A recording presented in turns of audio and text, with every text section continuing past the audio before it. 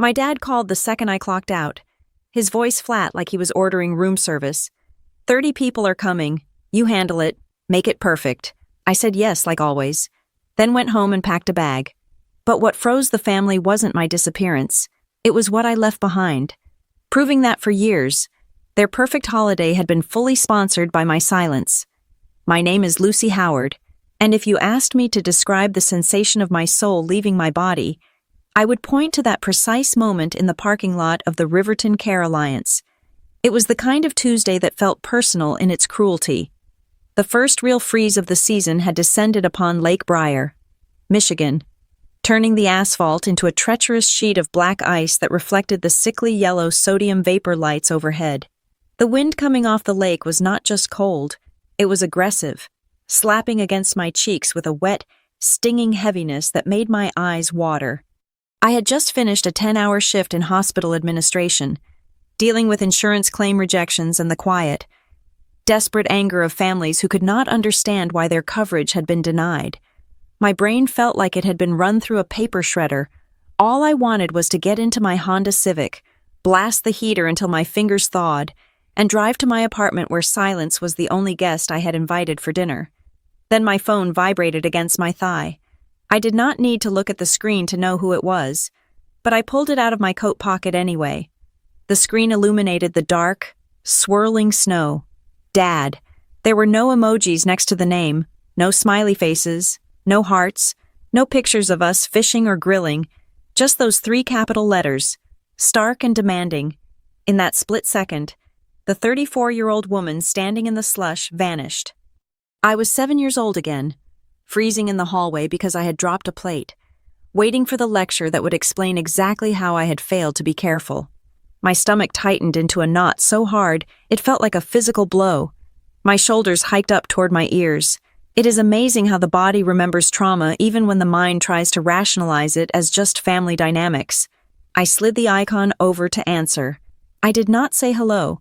I knew the rhythm of this conversation before it started. "Lucy," my father said. It was not a greeting. It was an activation code. Glenn Howard did not ask if I was tired. He did not ask how my day was. He spoke with the crisp, detached efficiency of a man booking a conference room, or perhaps ordering a complex coffee from a barista he did not plan to tip. "Christmas is at the house this year," he announced. The static on the line crackled, but his voice cut through it like a knife. "I have confirmed the list. 30 people will be coming. You need to handle it, and Lucy, it has to be perfect."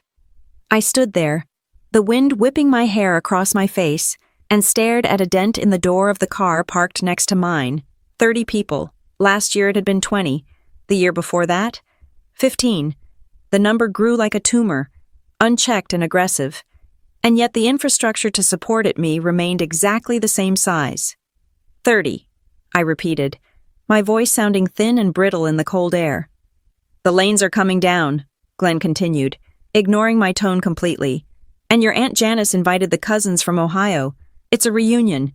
It needs to be upscale. Lucy, none of that paper plate nonsense from the 4th of July barbecue. I want the table to look like a magazine. You know what I mean. Real linens. Crystal. And for the main, we are doing prime rib. Get the good cuts from that butcher in the city. The one you went to for Marissa's anniversary party. And we need a wine pairing. Nothing from the grocery store." He paused, but not to listen. He paused to let the instructions settle, like concrete pouring into a mold. "Make sure the house is ready by the 23rd, he added. "I don't want people walking in and seeing dust on the baseboards like last time." There was so much wrong with that sentence. There had been no dust on the baseboards last time. I had spent 6 hours on my hands and knees scrubbing those baseboards because he had mentioned that the sunlight hit them in the afternoon, but logic had no place here. Facts were irrelevant in the face of Glenn Howard's narrative. I opened my mouth to speak. The words were there, burning in my throat. No, that was the word. It was short, simple, and complete. "No, Dad. I am tired. I have a job. I cannot feed 30 people on a single salary. I cannot be the maid, the chef, and the punching bag for your ego." But as the freezing wind bit into my skin, the old script began to play in my head, louder than my own thoughts. If I said no, I knew exactly what would happen. He would sigh, that long, disappointed exhale that sounded like a tire losing air. He would call Aunt Janice. Within an hour, my phone would blow up with texts. Why are you being so difficult? Why do you have to be so selfish? It is just one meal. Why do you always have to be so dramatic? You are ruining the holiday spirit. I was trapped. The cage was not made of iron bars. It was built from the fear of being the villain in their story. I was terrified of the guilt they could manufacture and ship to my doorstep with free delivery. So, I did what I always did. I swallowed the bile. I let the cold seep into my bones and numb the outrage. Okay, I said. I will take care of it. Good, Glenn said.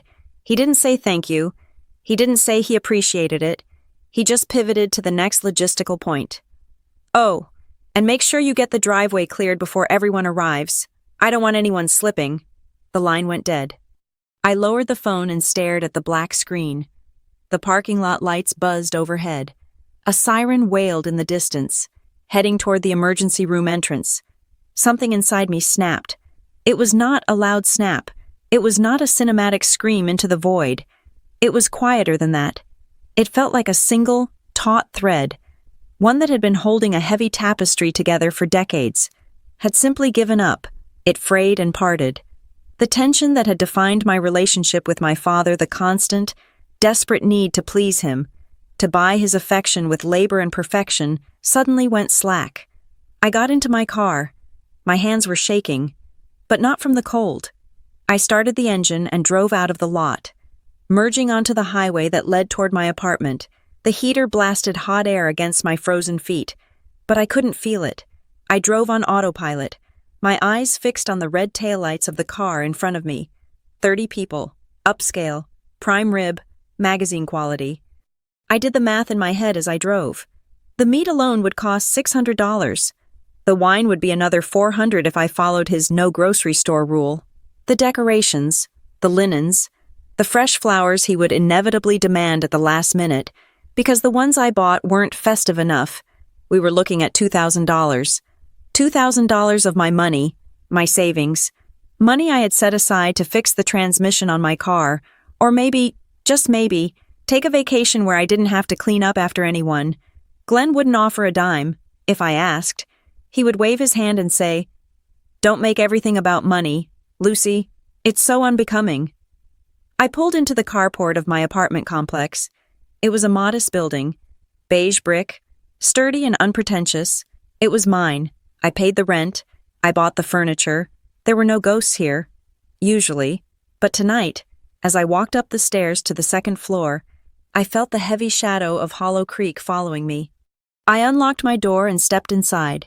The air was still and warm.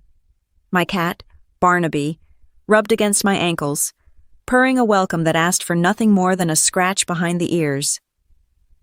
I dropped my keys on the small console table. My eyes drifted across the living room to the closet door, which was slightly ajar. Peeking out from the bottom shelf was the corner of my large suitcase. It was a dark blue hardshell case I had bought 5 years ago for a trip to Italy. That never happened because Dad had thrown his back out and needed help around the house for 3 weeks. I stared at that suitcase. My body seemed to recognize the shape of the solution before my brain could process the logistics. It was a gravitational pull. I didn't take off my coat. I didn't take off my boots. I walked across the living room, my footsteps heavy on the hardwood floor, and pulled the suitcase out. My phone chimed in my pocket. A text message. I knew who it was. I pulled it out, dread curling in my stomach. Don't forget 30 people. Make me look good. I stared at the words. Make me look good. There it was. The invoice. The transaction fee. He didn't want a family Christmas. He wanted a stage production where he played the benevolent patriarch, and I was the stagehand in black clothing, invisible in the wings, pulling the ropes and sweating to make sure the spotlight hit him at the exact right angle. He wanted the credit for the feast he didn't cook and the warmth he didn't create. I looked at the phrase, "make me look good," and felt it sear into my retinas. It was the summary of my entire existence as his daughter. Be quiet, be helpful, be perfect, make Glenn Howard look like a success.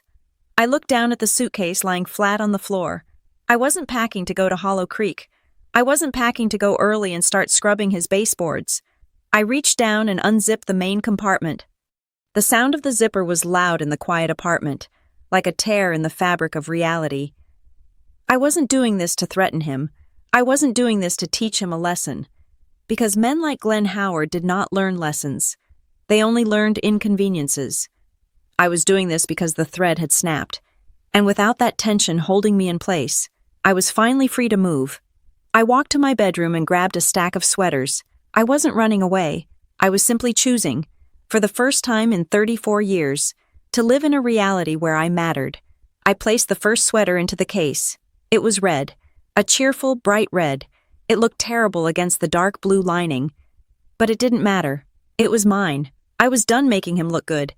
It was time to see what I looked like when I wasn't standing in his shadow. As I folded a pair of heavy denim jeans and placed them into the suitcase, my hand brushed against the lining of the pocket. I felt a receipt crumbling inside. I didn't need to pull it out to know what it was. It was likely from the grocery run I had done for myself 3 days ago.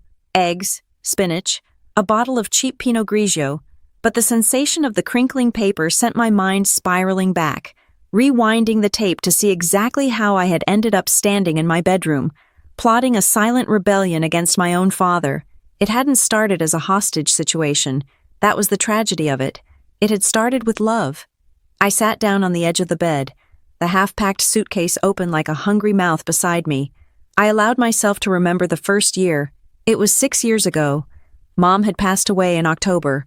The grief was still so thick in the air at Hollow Creek that you could taste it, metallic and heavy. That Christmas, nobody knew what to do. Dad was a ghost haunting his own living room, staring at the television without turning it on. The house felt cold. So, I stepped up. I didn't do it because I was asked.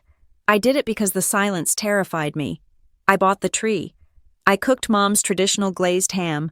I wrapped gifts for the cousins. I scrubbed the bathrooms because I couldn't stand the thought of guests seeing the house fall apart along with my father. That night, after everyone had left, Dad had hugged me. He had cried into my shoulder, his frame shaking, and whispered that I had saved him. Aunt Janice had squeezed my hand and told me I was the glue holding us all together. I cherished that compliment. I wore it like a badge of honor. I thought that was what family did. We carried each other when one of us was too weak to walk. But grief eventually fades into a new normal. For everyone else, the fog lifted. For me, the chains were just being forged. By the second year, the dynamic had shifted. It was subtle, insidious, like water damage behind a wall. There was no tearful request for help. Instead, there was a phone call in mid-November. Glenn didn't ask if I was available. He just said, "The lanes are coming at 4 o'clock. Make sure the appetizers are ready by 3:30. I remembered holding the phone, confused. "Oh, are we doing the big dinner again?" "Of course," he had snapped, as if I were stupid. It is tradition. Tradition. That was the word he used to weld the shackles shut. Over the next 4 years, the definition of perfect began to inflate, expanding like a balloon that I was expected to fill with my own breath and money. It wasn't just about having dinner anymore. It became about the performance. The table had to look like something out of a lifestyle catalog. Paper napkins were banned. We needed linen, and not just any linen, crisp, white, professionally pressed linen. We couldn't just have cheddar and crackers. We needed a charcuterie board with imported brie, fig jam, and prosciutto from a specific deli 40 minutes away. And here was the kicker. The part that made my stomach churn as I sat there in my quiet apartment. I paid for it. I worked in hospital administration. I made a decent living, but I was not wealthy. I had student loans. I had car payments. I was trying to save for a down payment on a house that seemed to move further out of reach every year. But every December, my bank account would hemorrhage money. Why did I do it? Why did I swipe my credit card for $300 worth of prime rib? Why did I drop $200 on floral centerpieces that would be dead in 3 days? Because I was a coward. I was terrified of the pause. I was terrified of the moment when the bill came and everyone looked at the ceiling. I was scared of Aunt Marissa, the matriarch of the Lane side of the family, raising a perfectly manicured eyebrow and asking why there wasn't enough wine, or why the roast was a cheaper cut. I was paralyzed by the fear of being labeled stingy or unsuccessful. Glenn knew this. He weaponized my pride against me. I remembered a conversation from 2 years ago. We were in the kitchen at Hollow Creek. I was up to my elbows in soapy water, scrubbing a roasting pan that was older than I was. Dad was standing in the doorway, swirling a glass of scotch, watching me. "Dad," I had said, trying to keep my voice casual, "the grocery bill was pretty high this year. Do you think maybe everyone could chip in $20? Or maybe you could cover the alcohol?" He had sighed, that long, disappointed sound that made me feel 6 inches tall. "Lucy, please, family shouldn't count costs. It is so tacky to talk about money when we are trying to celebrate. Don't make everything into a transaction." "I am not making it a transaction," I had argued weakly. "I am just saying it is a lot for one person." "You are too sensitive," he had said, taking a sip of his drink. "You always have been. Just focus on the joy of giving, sweetheart. It comes back to you." It did not come back to me. What came back to me was the erasure of my effort. That was the bitterest pill, the one that stuck in my throat every single year. I closed my eyes and pictured the scene from last Christmas. It was vivid. High-definition humiliation. The house was packed. The fire was crackling. The smell of pine and roasted garlic filled the air scents I had created. Glenn stood at the head of the table, tapping a spoon against his glass. "I just want to thank everyone for coming," he had boomed, his face flushed with wine and satisfaction. "I love having this house full. It means the world to me to provide a place for us all to gather. I wanted everything to be perfect for you all, and I think we pulled it off." "Here, here," Uncle Bob had shouted. "Glenn, the beef is exquisite," Aunt Marissa had purred. "You really know how to host, Glenn. Such taste." And where was I? I was in the kitchen, pulling a tray of burning hot dinner rolls out of the oven. I was sweating. My makeup had melted hours ago. My feet were throbbing in my shoes. When I finally walked out to the dining room to refill the water pitchers, Aunt Janice had looked up at me with a pitying smile. "Oh, look at her," she had chirped to the table. "Always running around. Lucy just loves to be busy, doesn't she? She can't sit still. She loves to be busy." They had rewritten my servitude as a personality quirk. They had decided that I wasn't working.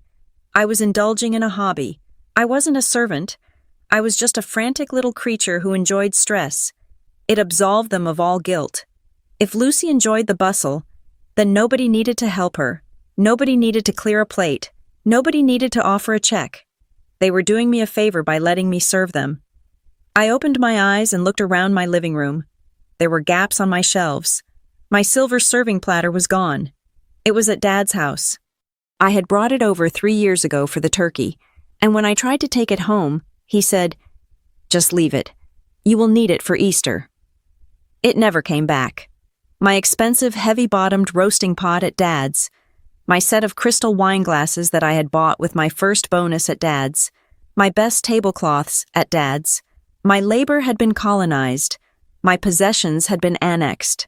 The house at Hollow Creek had slowly absorbed the best parts of my life, leaving me with the empty spaces. It was as if his house felt entitled to own anything that made me useful. I stood up and walked over to my desk. I needed to see it. I needed the cold, hard data to stiffen my resolve. Because a part of me, the part trained to be a good daughter, was already whispering that I was being cruel by packing that suitcase. I opened my laptop and logged into my banking portal. I pulled up the search function and filtered for December over the last 5 years. The graph appeared on the screen.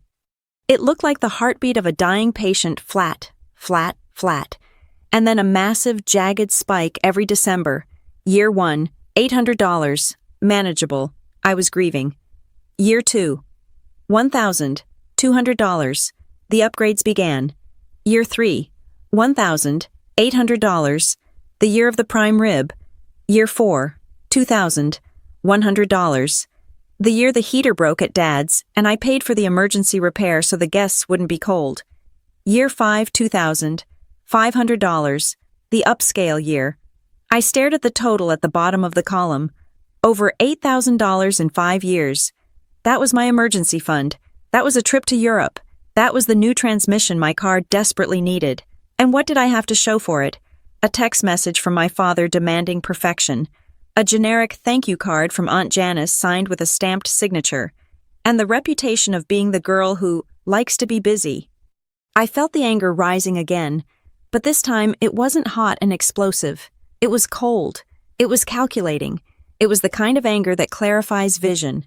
I reached for my phone. I needed a witness. I needed someone to look at the reality with me so I didn't gaslight myself into thinking I was the crazy one. I scrolled to Tessa's name, Tessa Monroe, my best friend since sophomore year of college. She was the only person who knew the truth, though even she didn't know the full financial extent of it. I hit dial. She picked up on the second ring. "Hey, Luce, I thought you'd be drowning in marinara sauce by now. Isn't it prep week?" Her voice was light, teasing. She expected the usual complaints. She expected me to vent for 10 minutes about the menu and then go do it anyway. "Dad called," I said. My voice was steady, surprisingly calm. He did it again. There was a silence on the other end. Tessa knew what it meant. She knew the tone. She knew the demands. 30 people, I continued, staring at the open suitcase. He wants it upscale. He wants it perfect. And he hasn't offered to pay for a single carrot. Tessa didn't gasp. She didn't scream. She stayed quiet for a long moment, letting the weight of my words hang in the air between us. "Okay," Tessa said finally. Her voice dropped an octave, losing all its teasing lightness. "So here is the question, Lucy, and I need you to answer it honestly.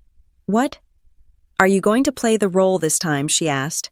"Are you going to put on the apron, drain your savings account, and let them treat you like the hired help while Glenn takes the bow? Is that who you are this year?" The question hung there. It wasn't an accusation. It was a challenge. It was a mirror held up to my face. I looked at the red sweater in my suitcase. I looked at the bank statement on my screen. I looked at the empty spot on the shelf where my silver platter used to be. "No," I whispered. Then, louder. "No." "Good," Tessa said. "Then what are you going to do?" "I am going to resign," I said. "Effective immediately. Resign." Tessa repeated the word, tasting it. "Resigning implies you have a contract. Lucy, it implies you have benefits, a salary, and a human resources department to file a complaint with when the boss creates a hostile work environment. You don't have any of that. You aren't an employee. You are volunteer tribute." I held the phone tighter, pacing the small length of my kitchen. "That is harsh." "Is it?" Tessa countered. Her voice was surgical, cutting away the emotional fat to expose the bone. "Let's look at the org chart. Marissa is the CEO who critiques the strategy. Glenn is the project manager who takes credit for the deliverables. Janice is the PR department, spinning the exploitation as family bonding. And you are the unpaid intern they send out for coffee. Except the coffee costs $5,000 and takes a week to brew." She paused, letting the silence stretch just enough to be uncomfortable. "You are not the daughter they are asking for help. Lucy, you are the staff they forgot to put on the payroll. Actually, it is worse. Staff gets to go home at 5. Staff gets overtime. You just get the privilege of cleaning up the wrapping paper while they drink the brandy you bought." I stopped pacing. I was standing in front of my refrigerator. I pulled the handle and the door swung open, the light flickering on to reveal the sad, quiet truth of my actual life. There was a carton of almond milk, a container of Greek yogurt, half a rotisserie chicken from 3 days ago, and a bag of spinach that was starting to look questionable. It was a fridge for one. It was a life for one. It was manageable. It was peaceful. I tried to superimpose Glenn's demands over this image. I tried to imagine fitting a prime rib, 5 pounds of potatoes, 3 crates of wine, and trays of appetizers into this space. The cognitive dissonance made my head spin. My life was small, self-contained, and solvent. His demands were a tidal wave designed to crash through my front door and drown everything I had built. "You are right," I said to Tessa. My voice sounded different to my own ears, less tremulous, more like the steel that reinforced the hospital walls I worked within. "I know I am right," Tessa said. "The question is, what is the plan? Because if you just don't show up, they will send a search party, or the police. Glenn is dramatic enough to do it. I am not going to just not show up, I said, my mind racing. I am going to change the venue. What does that mean? It means I am taking myself off the board. Before Tessa could ask more, a chime sounded in my ear.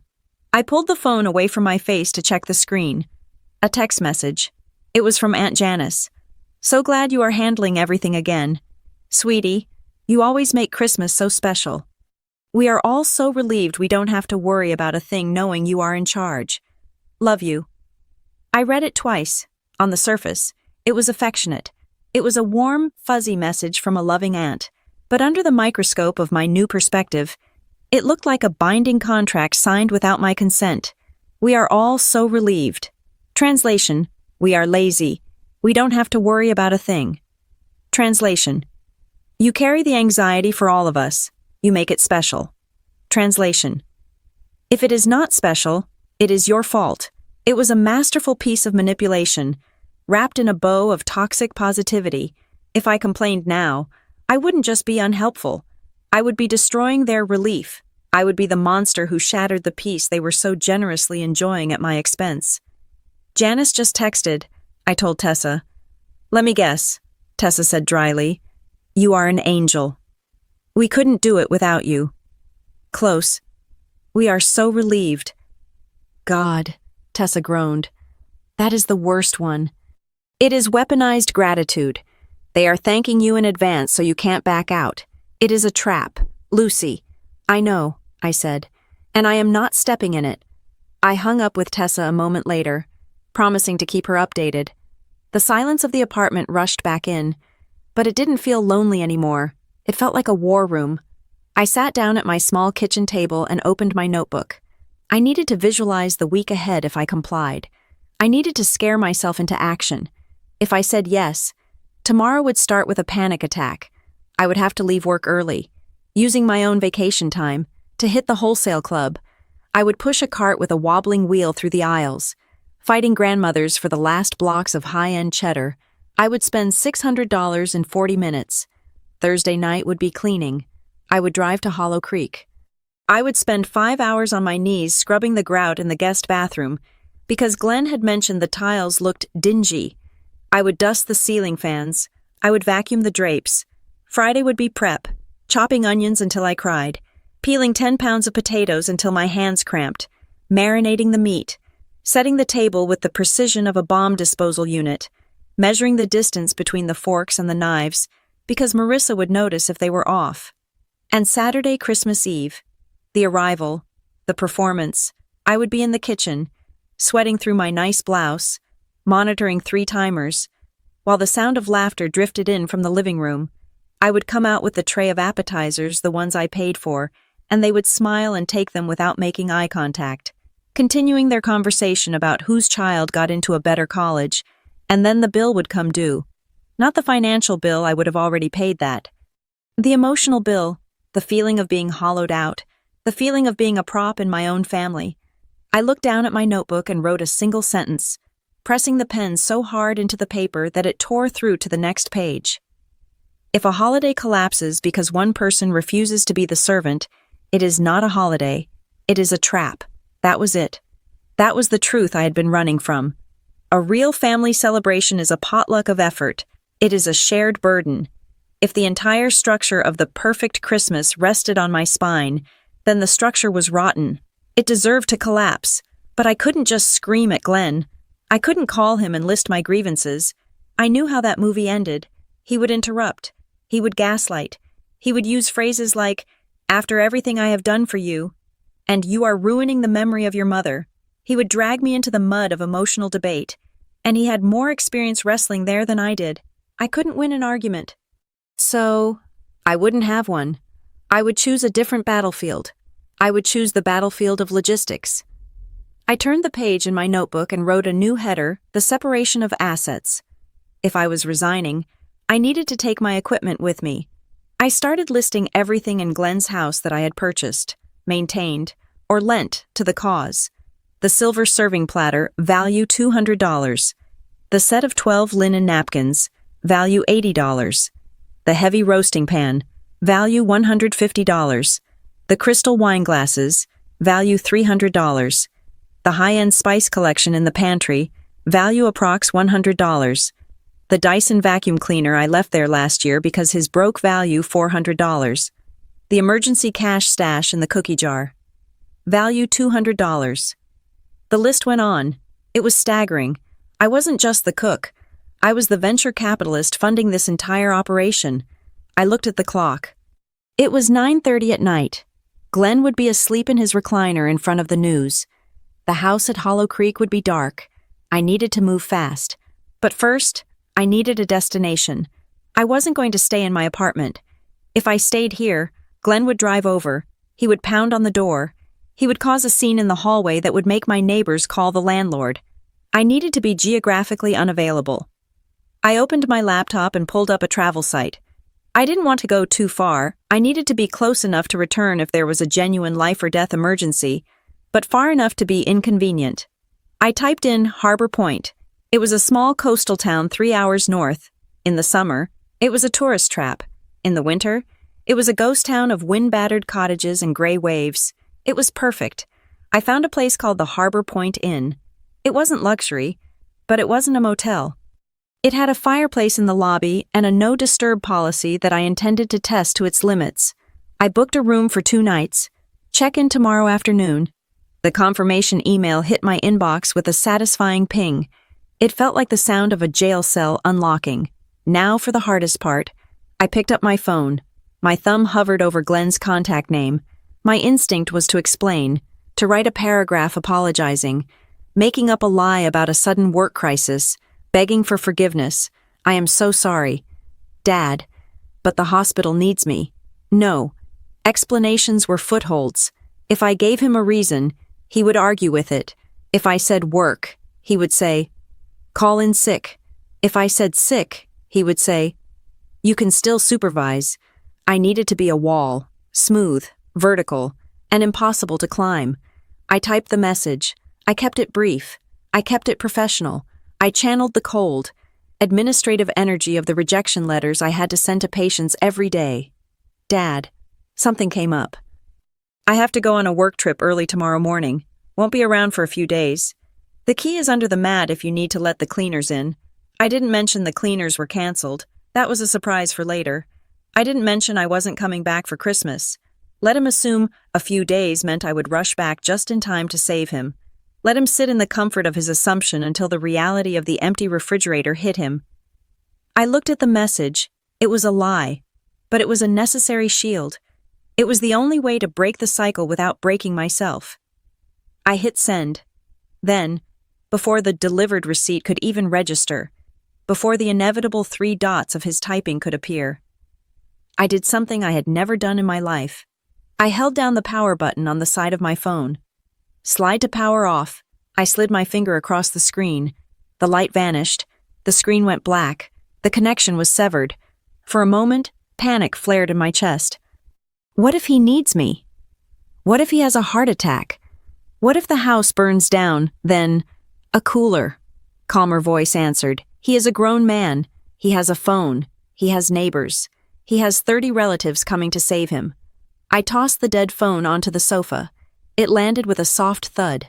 I stood in the silence of my apartment, feeling the adrenaline vibrate in my fingertips.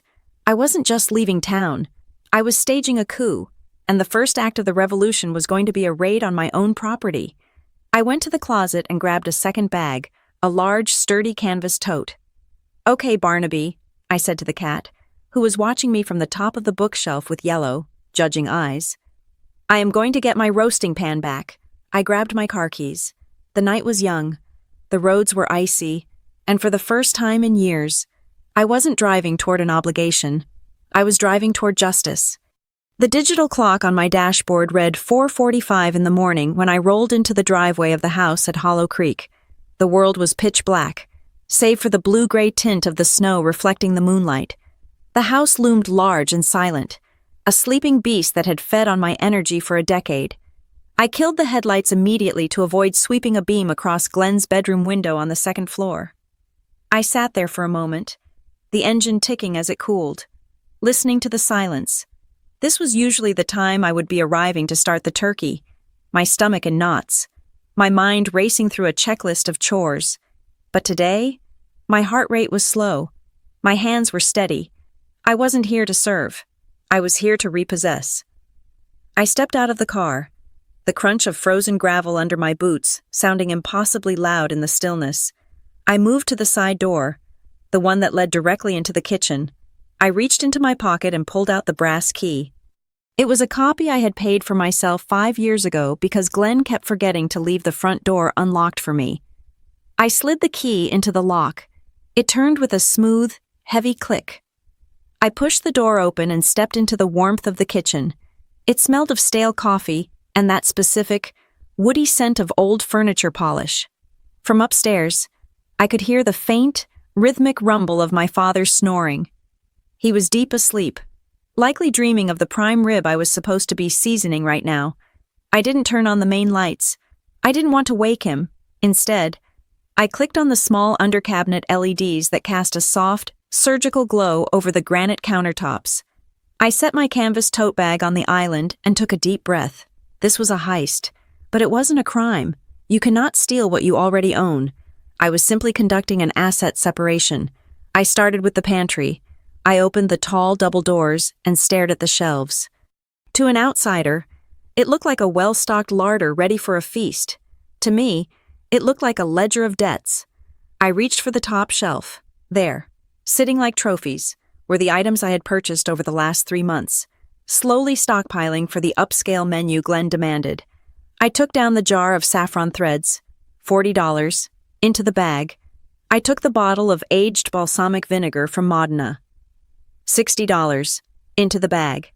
I took the 3 bags of macadamia nuts, the box of Belgian baking chocolate, the truffle oil, and the imported artichoke hearts. I worked with the precision of a librarian. I didn't knock things over. I didn't leave gaping holes. When I removed the 4 boxes of artisan crackers I had bought for the cheese board, I slid Glenn's half-eaten box of saltines to the front to fill the gap. When I took my bag of fair trade espresso beans, I moved his canister of generic instant coffee into the prime position. I wasn't ransacking the house. I was simply resetting it to its factory settings. I was removing the Lucy Premium package and leaving the basic Glen Standard model. Next, the liquor cabinet. This was where the real money sat. I opened the glass doors and saw the rows of bottles. Glenn liked to brag about his collection, but he never bought it. I pulled out the 2 bottles of single malt scotch I had bought for Uncle Bob, into the bag.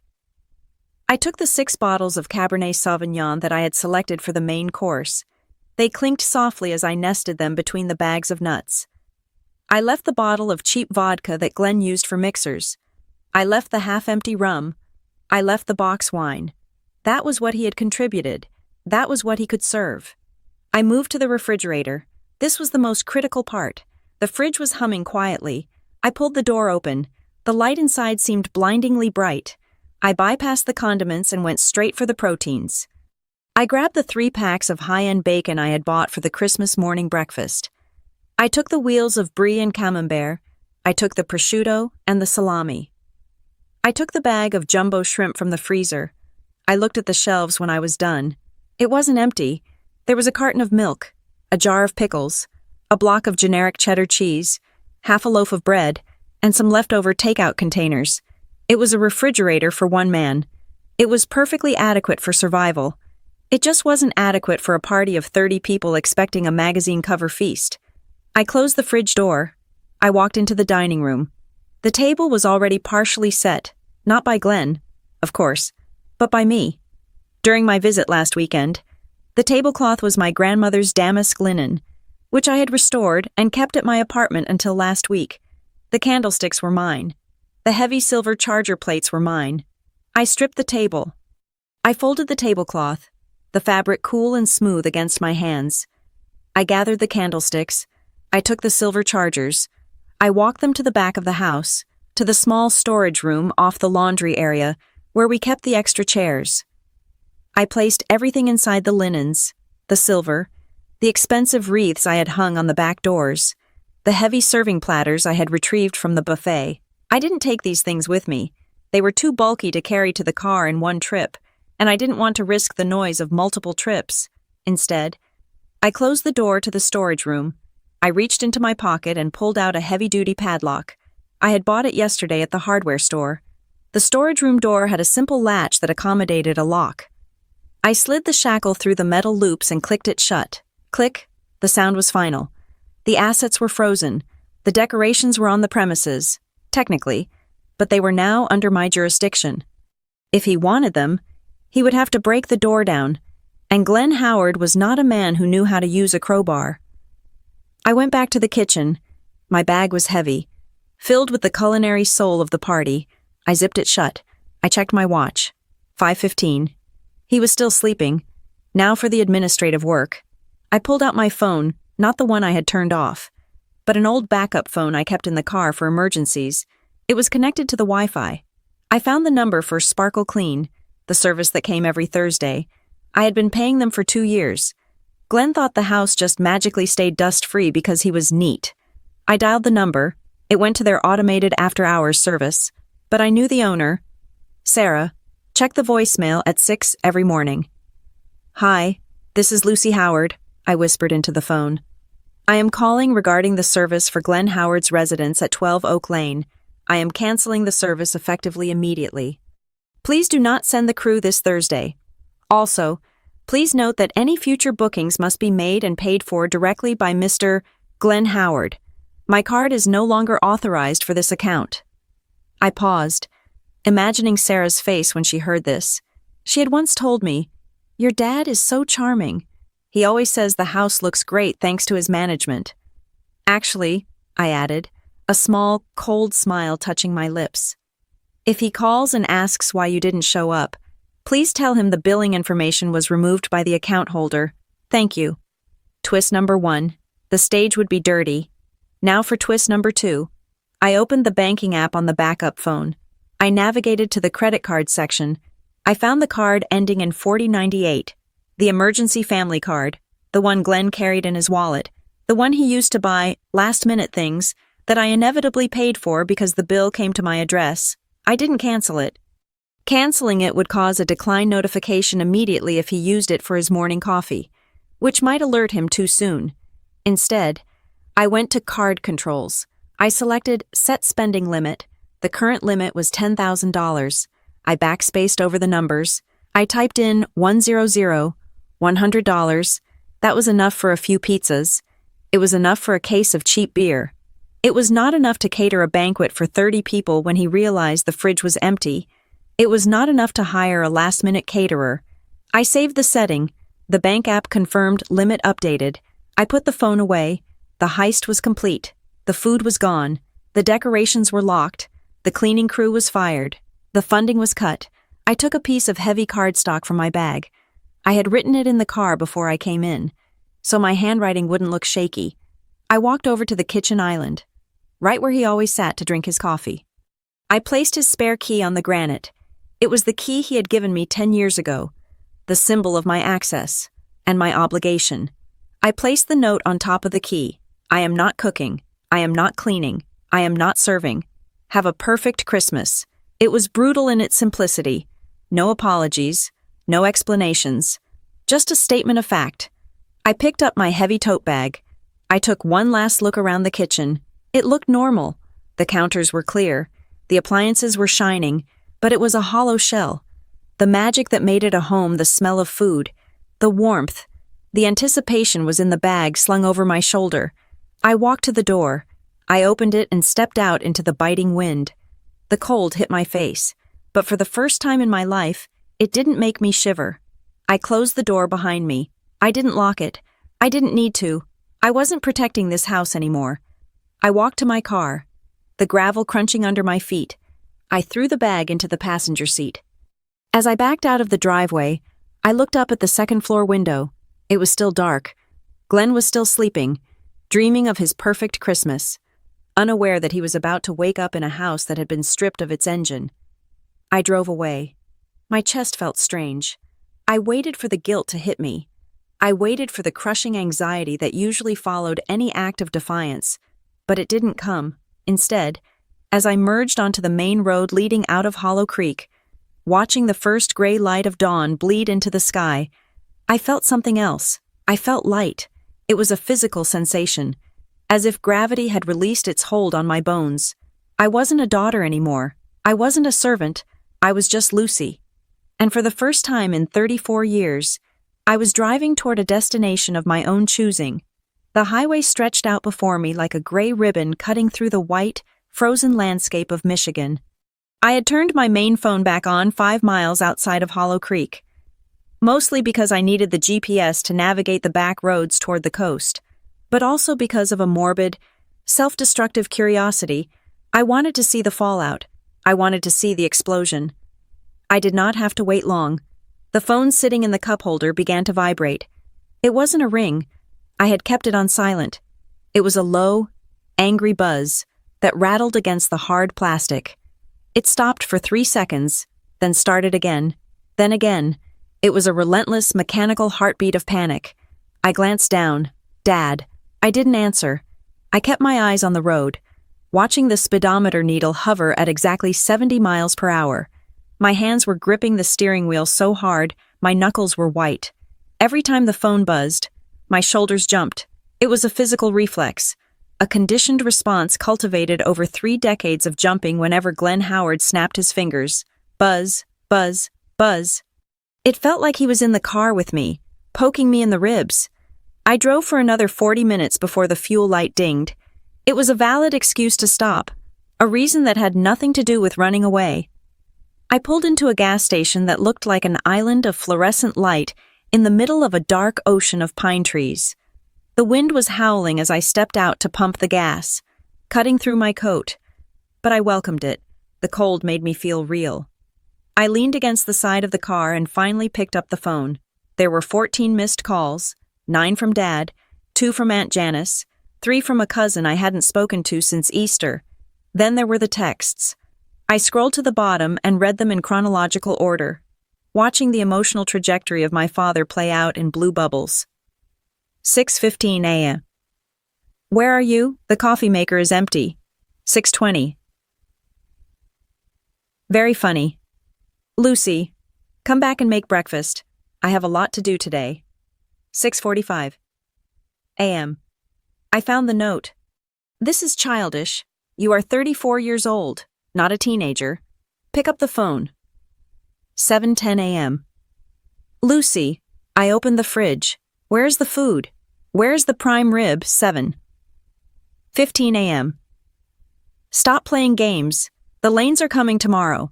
I have nothing to serve them. You need to bring the food back right now. 7:30 a.m. I don't know the password for the cleaning service. They aren't answering. The house is a mess. What am I supposed to do? I stood there, the smell of gasoline mixing with the crisp winter air, and read the messages a second time.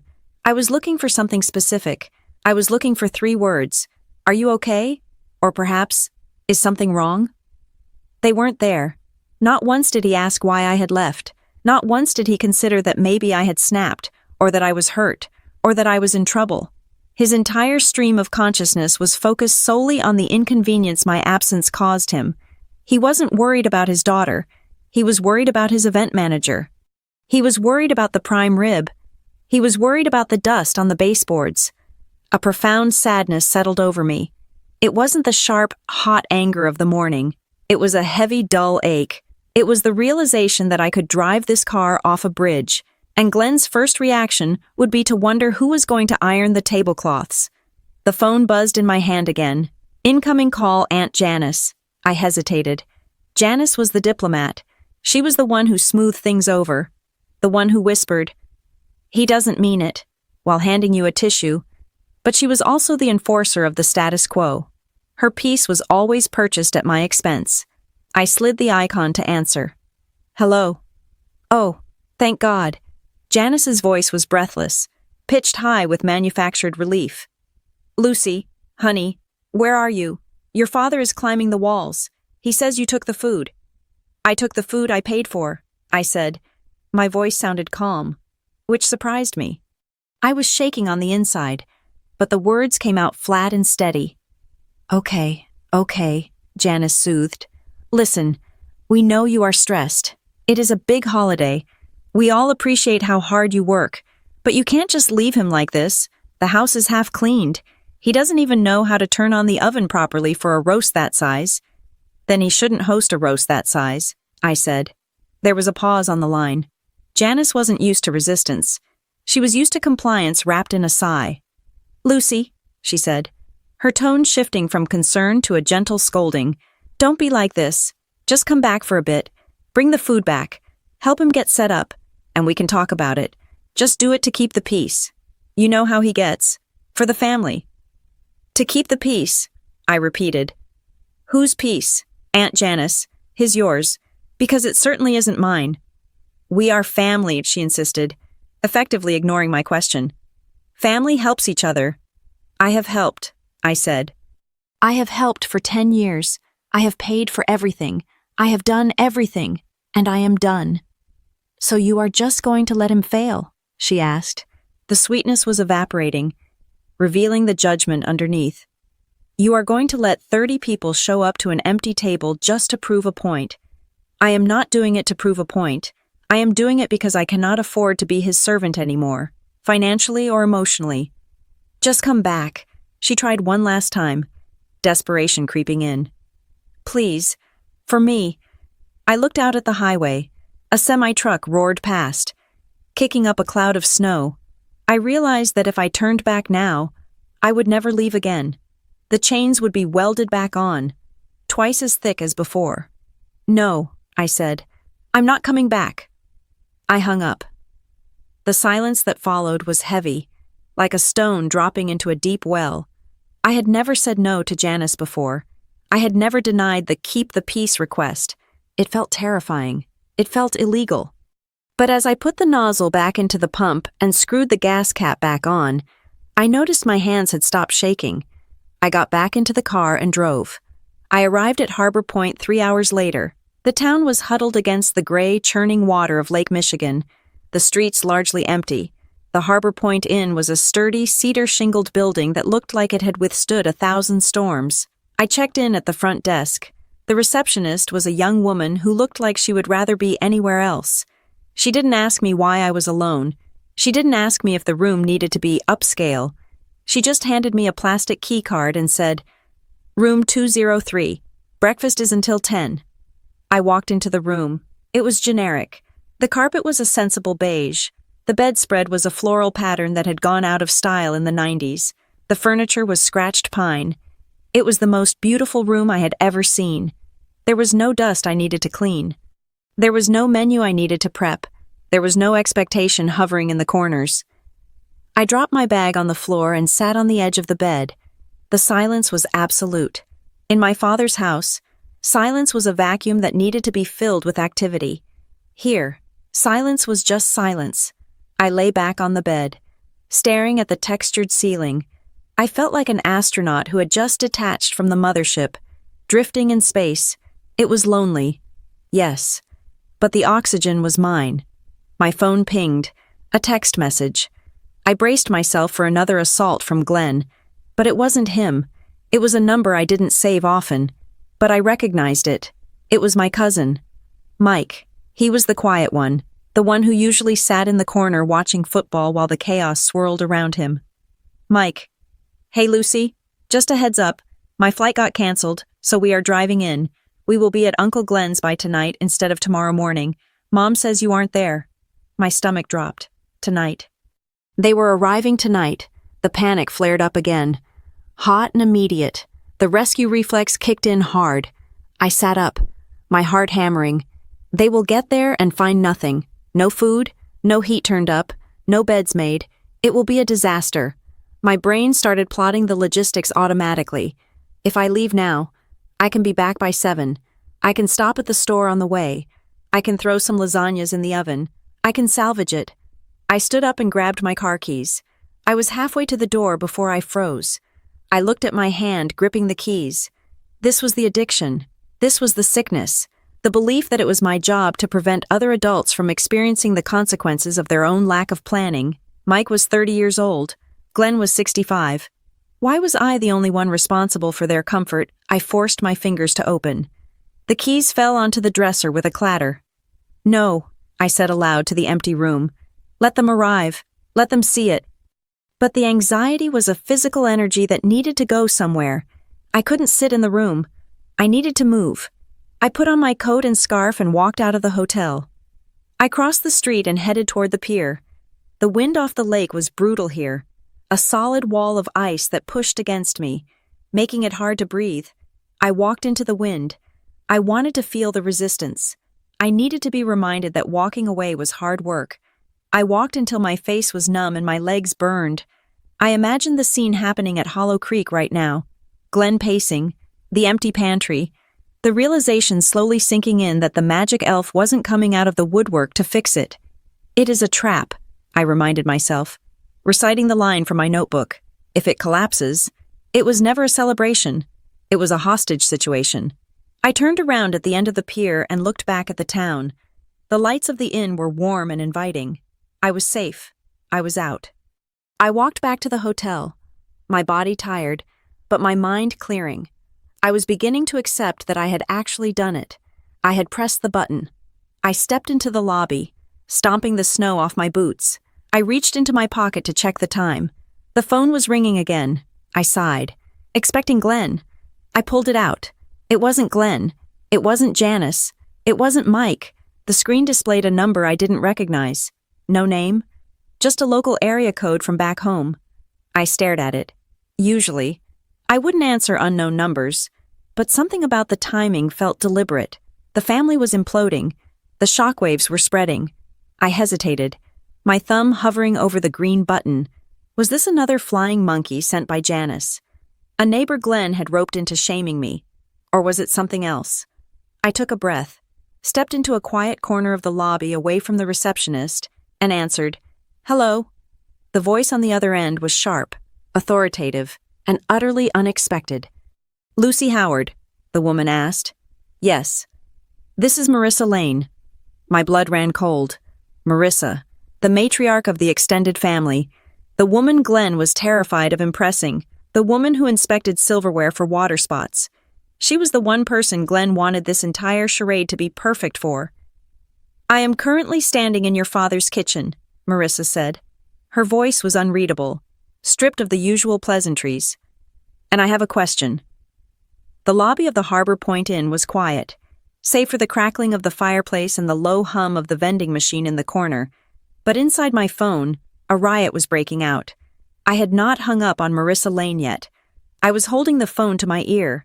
My breath caught in my throat, but before I could answer her, a barrage of notifications flooded the screen, lighting up the dim corner where I stood. It was as if the dam holding back the reality of the situation at Hollow Creek had finally burst, and the digital debris was hitting me all at once. To understand what was happening, you have to understand the geography of my family. We are not people who communicate directly. We operate in side channels, in whispers, and in group chats that exclude the person we are talking about. And right now, I was the subject, the object, and the missing piece of the puzzle. Through the texts popping up from my cousins, the social media notifications, and the sheer intuition built over 34 years of managing these people, I could see the scene at my father's house with terrifying clarity. It was playing out in my mind like a multi-screen security feed. Scene 1. The arrival. A text from my cousin Mike flashed. "Just pulled in. Where do we park?" "Driveway is full of Uncle Glenn's truck and the boat he said he sold." I closed my eyes and I could see it. The gravel crunching under the tires of 3 different SUVs, the heavy thud of car doors closing in the biting Michigan wind, the chaos of 30 people, aunts, uncles, cousins, and a few toddlers spilling out onto the driveway. They would be shivering, clutching casseroles and garment bags, expecting the warm, golden glow of the Christmas house. Usually, I would have been at the door. I would have had the outdoor floodlights on. I would have had a wreath on the door the size of a tractor tire, one that I had spent 2 hours fluffing the night before. I would have been taking coats, directing traffic, and handing out hot cider within 30 seconds of their entry. Instead, the house was dark. Another text. This one from my younger cousin. "Bella, is the doorbell broken? We have been standing here for 5 minutes. Inside the house. I knew exactly what was happening." Glenn was panicking. He had likely been upstairs trying to fix his tie. Assuming that the elves me would handle the arrival, he would have heard the cars and waited for the familiar sounds of me greeting them. When the silence stretched on, when the doorbell rang a second time, the reality that he was the only adult on the premises would have hit him like a bucket of ice water. Scene 2. The entry. I could imagine the door finally opening, Glenn standing there, breathless, his face flushed not from the heat of the oven, but from the heat of anxiety. He would be wearing his red cashmere sweater, the one I dry cleaned for him last week, and he would be smiling that tight, politician smile he used when he forgot someone's name. Welcome, welcome. He would boom, too loud, overcompensating for the dark hallway. The family would shuffle in, stomping snow off their boots, and then the pause. The sensory details of the house were wrong. There was no smell of rosemary and garlic roasting. There was no scent of cinnamon candles. The air would smell like stale coffee, and the lemon furniture polish I used on the table 2 weeks ago. It was the smell of a bachelor pad, not a banquet hall. "Where is the tree?" I imagined Aunt Janice asking, her voice pitching up. There was no tree. I usually bought it, set it up, and decorated it 3 days before the party. This year, the corner of the living room was just an empty corner with a lonely electrical outlet. "Where is the food?" Uncle Bob would ask, looking toward the dining room where the buffet usually stretched out in all its glory. The table was bare, no linens, no silver, no centerpieces, just a long, dark wood surface that looked cold and uninviting. Scene 3. The performance. My phone buzzed again, a text from Bella to the cousins-only group chat. Is this a prank? Uncle Glenn just offered us tap water in solo cups. He says he is saving the good stuff for later. I almost laughed out loud in the hotel lobby. It was a hysterical, desperate laugh. Glenn was improvising. He was trying to play the role of the relaxed host. He was probably waving his hands around, saying things like, "We are keeping it casual until everyone settles in," or, "Let's just enjoy the company first," right? He was moving things around on the counter, straightening stacks of magazines, fluffing pillows that didn't need fluffing. It was the behavior of a man who looked busy to avoid being asked why he wasn't effective. He was offering water because he didn't know how to work the fancy espresso machine I had installed for him, and he couldn't find the wine opener. Scene 4. The whispers. The confusion was shifting into suspicion. I could feel the temperature in the room dropping. Aunt Janice would be in overdrive. She was the vice president of image maintenance. She would be moving from group to group, whispering, patting arms, trying to lower the volume of the questions. "Shh, don't worry," she would be hissing. "Lucy is just running a little behind. You know how she is. Always a perfectionist. She probably went to get something extra special." But the more she tried to cover it, the more obvious the hole became. You cannot cover the absence of an entire event with a smile. Then, the inevitable happened. The upscale promise came back to haunt him. I received a text from Mike Uncle Bob just asked for that $200 Cabernet Uncle Glenn posted on Facebook last week. Glenn looks like he's going to throw up. I leaned my head against the cool wall of the lobby. I remembered that Facebook post.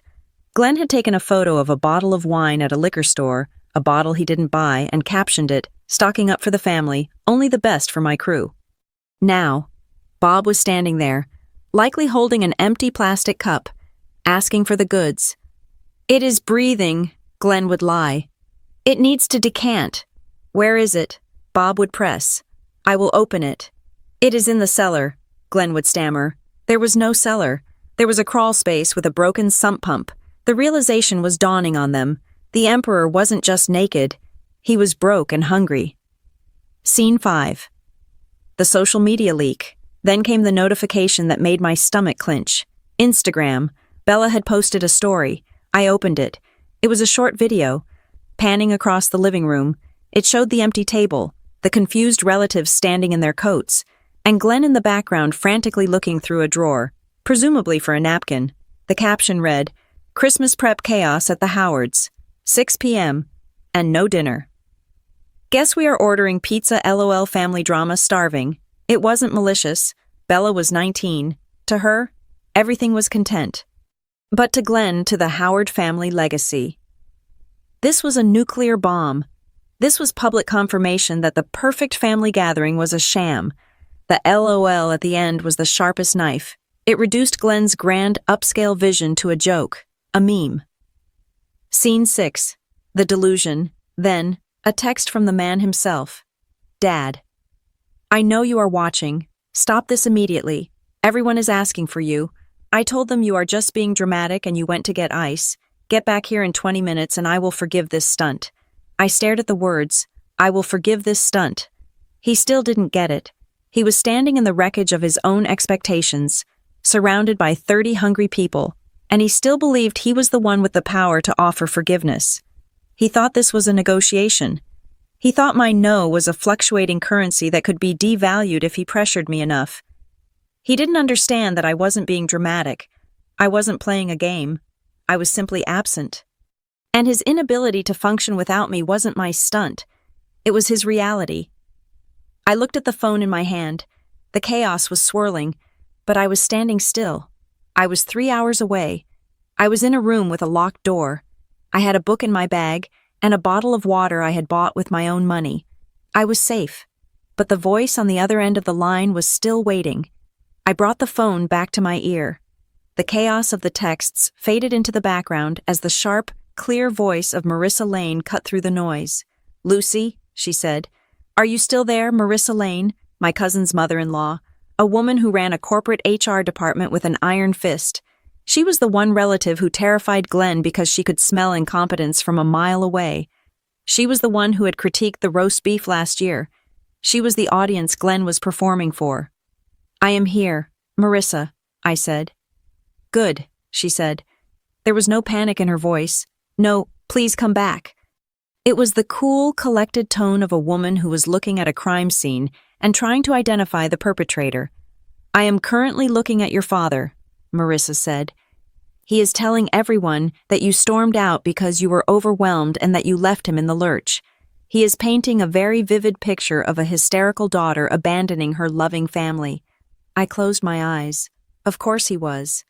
That was the script. I see, I said. I don't think that is true. Marissa continued. I am looking at this kitchen. It is not messy. It is empty. There is a difference. A hysterical person leaves a mess. A calculated person leaves a blank slate. She paused. Lucy, where are you? I am at a hotel, I said. In Harbor Point. You are not coming back tonight. No. And the food, the prime rib, the wine. I have it, I said. Or, well, I have the parts I paid for. I see, Marissa said again. Her voice dropped lower, becoming more intimate, more urgent. Then I need to ask you something, right now, and I need the truth. Lucy, no covering for him, no family loyalty nonsense. I need the numbers. What do you mean? I mean, Marissa said, her voice hard as flint. Everyone in this room thinks Glenn is the benefactor of this feast. Everyone thinks he is the generous patriarch who showers us with luxury. But looking at this empty refrigerator, and looking at the panic in his eyes when I asked him where the napkins were, I am starting to suspect we have been thanking the wrong person for a decade. She took a breath. So tell me, Lucy, who pays for Christmas, and don't you dare lie to me. The question hung in the air between us, vibrating with the potential to destroy everything. It was the question I had been waiting for someone to ask for 10 years. I stood in the hotel lobby, the fire crackling nearby. I thought about the bank statements in my laptop. I thought about the texts from Glenn demanding I return to save his image. I thought about Bella's Instagram story. I took a deep breath. Do you want the short answer or the long answer? I asked. I want the accounting, Marissa said. I am putting you on speakerphone. I am in the pantry. It is just me right now, but I want to know before I go out there and listen to another word of his fiction. Okay, I said. I will tell you. The question Marissa Lane asked me was not the one I had braced myself for. I had expected an interrogation about my whereabouts. I had expected a lecture on duty, or perhaps a sharp demand to return the assets I had removed from the premises. I was ready to defend my location. I was ready to defend my anger. But Marissa did not ask where I was. She did not ask why I was being difficult. "Lucy," she said, her voice cutting through the static of the poor reception in the pantry. "Are you safe?" I stood frozen in the corner of the Harbor Point Inn lobby. The fire in the stone hearth crackled behind me, a sound of comfort that felt alien in this moment. My hand tightened around the phone, my throat constricted, a sudden, violent reaction to 3 simple words: "Are you safe?"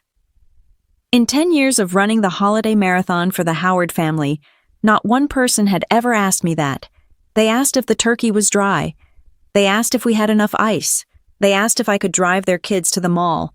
But nobody had ever paused, looked at the dark circles under my eyes or the tremor in my hands, and asked if I was fundamentally okay.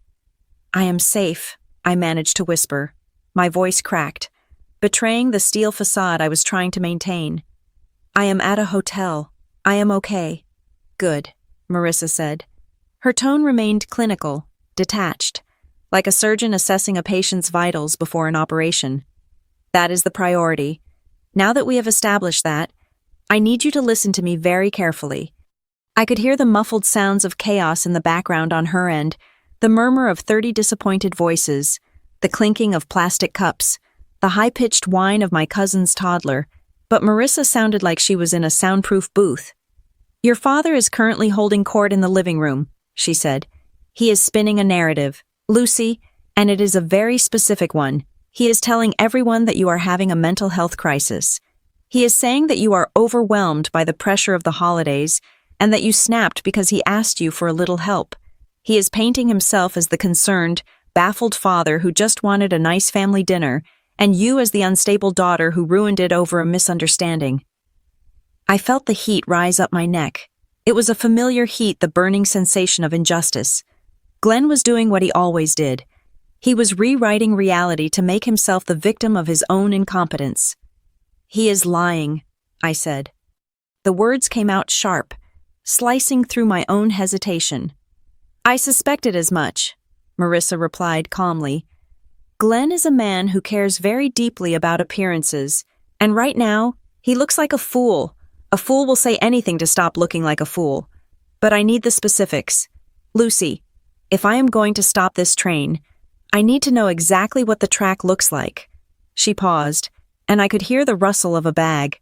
She was likely inspecting the few items left in the pantry.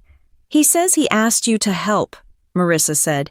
"He says he just wanted you to coordinate things." "He didn't ask," I said. I spoke clearly, projecting my voice into the receiver as if I were giving testimony. "He didn't ask me for a favor. Marissa, he gave me an order. He called me yesterday and gave me a head count of 30 people. He told me it had to be upscale. He told me it had to be perfect. He didn't ask if I had the time. He didn't ask if I had the energy.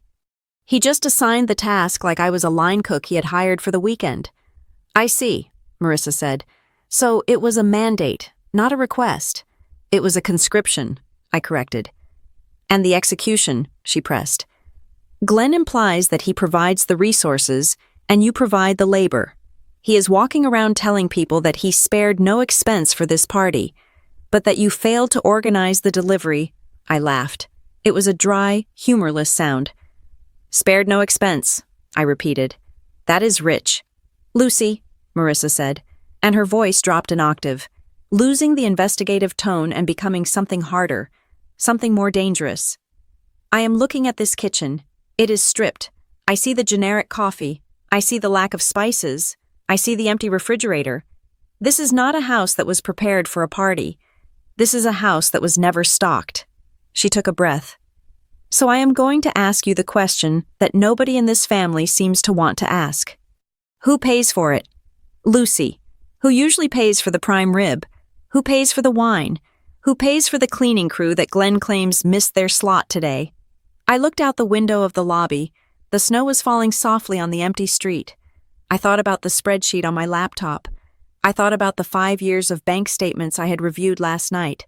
I thought about the thousands of dollars that had vanished from my life to buy Glenn's reputation. I could have lied. I could have protected him. I could have said we split it.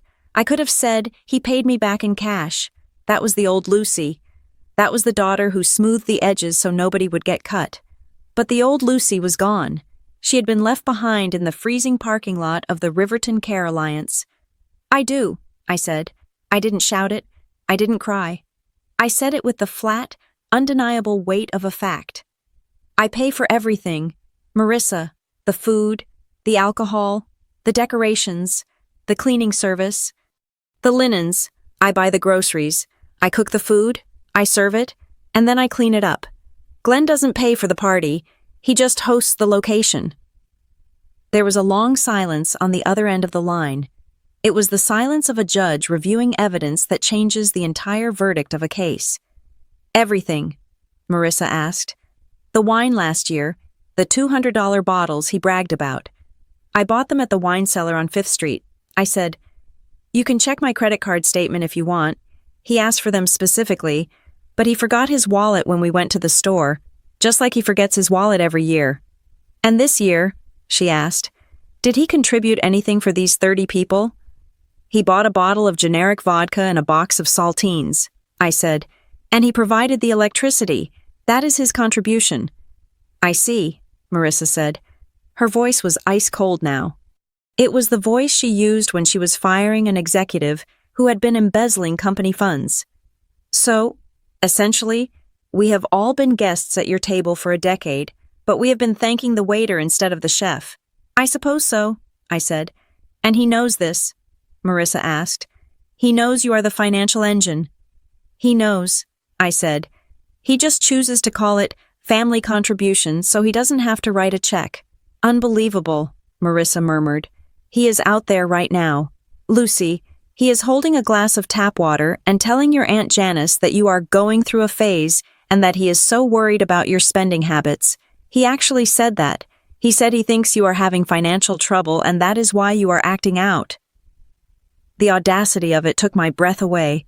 He was projecting his own financial leeching onto me. He was using my financial abuse as the cover story for his own stinginess. "Marissa," I said, my voice trembling slightly. "I can't go back there. I can't walk into that room and fight him.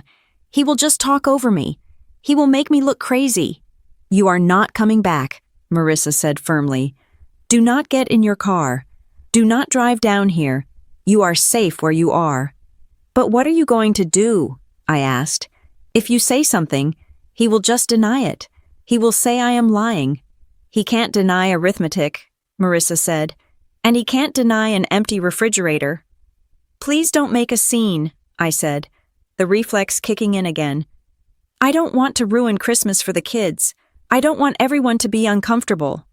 "Lucy," Marissa cut me off. "Listen to me. You are not ruining anything.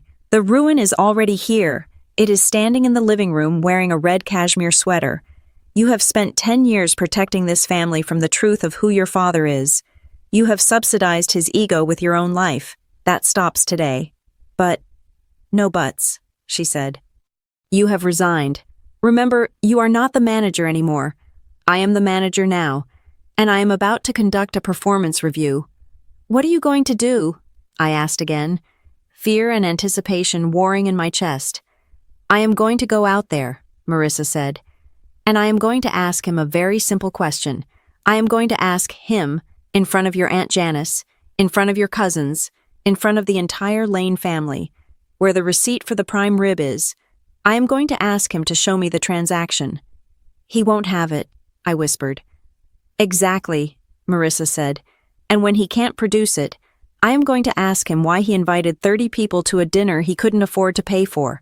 I am going to stop him from rewriting the reality. Lucy, he doesn't get to be the victim tonight. He has to be the volunteer." "He will hate me," I said. "He already resents you," Marissa corrected. "There is a difference. He resents you because he needs you. After tonight, he might hate you because you exposed him, but at least it will be an honest hatred, and you will be free." She paused. "Stay at the hotel. Lucy, order room service. Watch a movie. Turn your phone off if you want. But do not come here. Do not save him. If you save him now, you will be saving him for the rest of your life. Let him fall. It is the only way he learns that gravity exists." "Okay," I said. "Thank you. Marissa." "Don't thank me," she said. "Just send me the bill for the wine next time." The line went dead. I lowered the phone from my ear. My hand was sweating. I felt lightheaded, as if I had just run a sprint. I walked over to a leather armchair in the lobby and sat down. I couldn't move. I couldn't go up to my room. I was suspended in the moment, waiting for the shockwave to travel from Hollow Creek to Harbor Point. I stared at my phone screen. It was dark. 1 minute passed. 2 minutes. I imagined Marissa walking out of the pantry. I imagined the click of her heels on the hardwood floor. I imagined the way the room would quiet down when she entered, because Marissa Lane commanded attention without trying. I imagined Glenn smiling at her, raising his plastic cup, expecting her to join in the commiseration about his difficult daughter. I imagined her stopping in the center of the room. I imagined her clearing her throat. 3 minutes passed. My phone vibrated. It wasn't a call. It was a text. It was from my cousin Mike. I picked it up. My fingers trembling, I opened the message. Mike Holy. Shit. I waited. The 3 dots appeared. They danced on the screen for what felt like an eternity. Mike Marissa just walked into the living room. She didn't even yell. She just asked Glenn, loud enough for everyone to hear. Glenn, looking at this empty kitchen, I am confused. Who exactly pays for the food every year? Because it clearly isn't you. I held my breath. Another message popped up. Mike. The room is dead silent. You can hear a pin drop. Aunt Janice looks like she's going to faint. And Dad.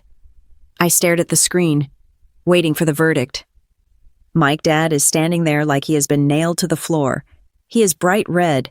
He tried to laugh it off, but Marissa just stared him down and asked, Did Lucy buy the wine last year too? He isn't answering. Dude, he is cooked. I let out a breath I didn't know I had been holding. It was a long, shuddering exhale that seemed to empty my lungs of 10 years of accumulated dust. He was cooked. The truth was out. It wasn't my truth anymore. It wasn't a secret I was hoarding in a dark corner of my heart. It was public property. It was sitting on the coffee table in Hollow Creek. Undeniable and ugly and real. I wasn't the villain. I wasn't the crazy daughter. I was just the bank that had finally closed its doors. I looked at the fire crackling in the lobby. For the first time all day, I felt warm. Not the feverish warmth of anxiety, but the steady, solid warmth of validation. I stood up. I didn't need to see the rest of the text thread. I knew how it would end. The denial, the sputtering, the eventual, humiliating silence. I walked to the front desk. The receptionist looked up. Can I help you? She asked. Yes, I said. I would like to order room service. Do you have a menu? Sure, she said, handing me a laminated sheet. What are you in the mood for? I looked at the menu. Burgers, salads, pizza. I will take the burger, I said. And a glass of your best Cabernet. And please, put it on my tab. You got it, she said. I walked toward the elevator. I was going to eat a burger alone in a hotel room on Christmas Eve. There would be no prime rib. There would be no crystal glasses. There would be no perfection. But I would be paying for it with my own money, and I would be eating it in peace. And that, I realized as the elevator doors slid shut, was the most upscale Christmas I could possibly imagine. I sat on the edge of the hotel bed, a half-eaten burger on the nightstand, and a glass of mediocre Cabernet in my hand. The room was silent, but the world inside my phone was screaming. It was not a chaotic scream anymore. It was the precise, surgical dismantling of a myth that had stood for 10 years. I wasn't in the room at Hollow Creek, but I didn't need to be. Through the flurry of texts from Mike, the updates from Bella, and the eventual, shell-shocked phone call from Aunt Janice later that evening, I saw the scene unfold with more clarity than if I had been standing next to the fireplace.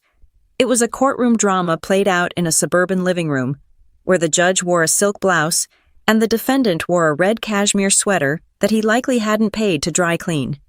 According to Mike, the silence that followed Marissa's initial question, who pays for the food, was not just quiet, it was heavy.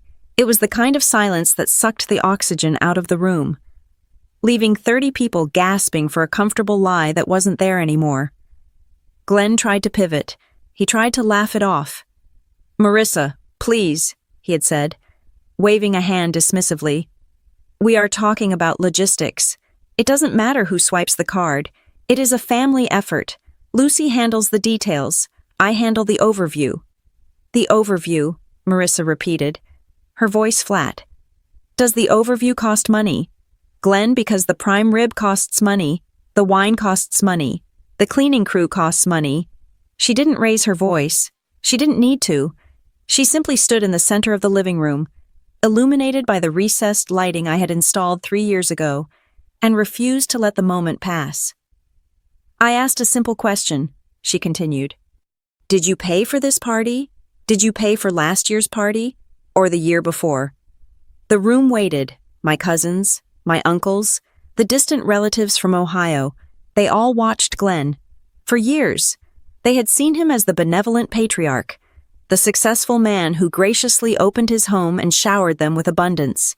They had eaten the shrimp cocktails and praised his generosity. They had drunk the expensive scotch and toasted his success. Glenn looked around the room, his eyes darting from face to face, looking for an ally. He looked for someone who would jump in and say, "Oh, stop it. It doesn't matter. Let's just order pizza." He looked at Aunt Janice. Janice was his sister. She was his eternal defender. She was the one who had called me on the highway, begging me to come back and save him. If anyone was going to throw herself on the grenade to protect Glenn's ego, it was Janice. But something had shifted. Perhaps it was the sheer, undeniable emptiness of the kitchen. Perhaps it was the exhaustion of 30 years of making excuses. Or perhaps, for the first time, the social math didn't add up in her favor. Janice cleared her throat. She didn't look at Glenn. She looked at her hands, which were twisting a paper napkin into a tight spiral. "He didn't pay," Janice said softly. The whisper was louder than a shout. "What did you say, Janice?" Marissa asked, turning her gaze to the sofa. Janice looked up, her face flushed with a mixture of shame and defiance. "I said, he didn't pay. I knew it. I have known it for a while." This was the twist that made me put down my wine glass in the hotel room. Janice knew. "I saw Lucy at the grocery store 3 years ago," Janice continued, her voice gaining a little more strength. "She had 2 carts full of food. The bill was over $600. I saw her use her own debit card. I saw her check her balance on her phone afterward and look scared." "And you said nothing?" Marissa asked. "I thought," Janice stammered, "I thought maybe Glenn paid her back later. I wanted to believe that. It was easier to believe that. We pretended not to see it." We pretended not to see it. That sentence hit me hard. It wasn't just Glenn. It was a conspiracy of convenience. The entire family had watched me drown in debt and labor, and they had looked away because the food was good and the venue was free. They had accepted the perfect Christmas, because questioning it would mean they might have to chip in. Suddenly, the floodgates opened. The illusion of Glenn Howard, the generous host, began to dissolve in real time. Uncle Bob spoke up from the corner. He was holding the empty plastic cup that Glenn had handed him earlier. "Wait a minute," Bob said, frowning. "Last year, the vintage Bordeaux. Glenn, you made a whole speech about it. You said you had been saving it in your collection for a special occasion. You walked around the table pouring it like you were a sommelier." Bob looked at Marissa. "Did he buy that?" Marissa looked at the text history on her phone, the one where I had confirmed the purchase. "No," Marissa said. "Lucy bought it. She bought it at the wine cellar on 5th Street. Glenn forgot his wallet, just like he forgets it every year." Bob turned back to Glenn, his expression shifting from confusion to disgust. It wasn't about the money. It was about the theft of credit. It was about the stolen valor of hospitality. "You took credit for her money," Bob said. "You let us toast you with wine your daughter paid for." Glenn was cornered. He was sweating now, the red sweater looking stiflingly hot. "She likes doing it," Glenn burst out. It was a desperate, high-pitched defense. "You don't understand, Lucy. She is intense. She needs to control things. She takes over. I tell her to keep it simple, and she goes overboard. She wants it to be fancy. It makes her feel important. I am just letting her have her moment." I read Mike's transcription of those words on my phone screen, and I felt a cold, sharp clarity. She likes doing it. He had turned my labor into a personality disorder. He had convinced them, and maybe even himself, that my frantic overworking was a neurotic quirk, a hobby I indulged in, rather than a frantic attempt to meet his impossible standards. He had framed my servitude as a favor he was doing for me. Marissa didn't buy it. She didn't blink. "Hosting is a job, Glenn," Marissa said, her voice cutting through his excuses. "Paying the bills is a responsibility. It is not a personality trait, and generosity is not an obligation that you can assign to someone else." She looked around the room, making eye contact with everyone.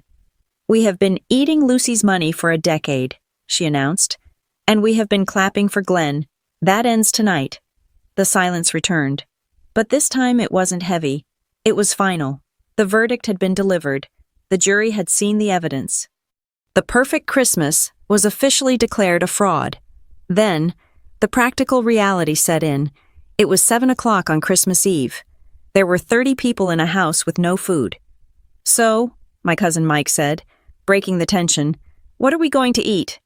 Glenn opened his mouth, perhaps to suggest something impossible, but Marissa held up a hand. "Sit down, Glenn," she ordered. He sat.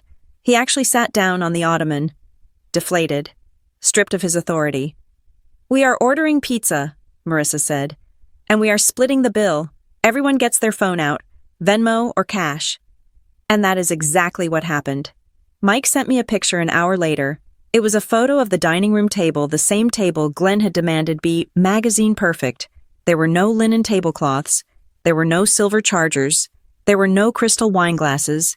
Instead, the table was covered in grease-stained cardboard boxes from Tony's Pizza Palace. There were stacks of paper plates. There were cans of soda and beer that someone had made a run to the gas station to buy. But the most shocking part of the photo wasn't the mess. It was the faces. People were laughing. Uncle Bob was eating a slice of pepperoni pizza and talking to my cousin Bella.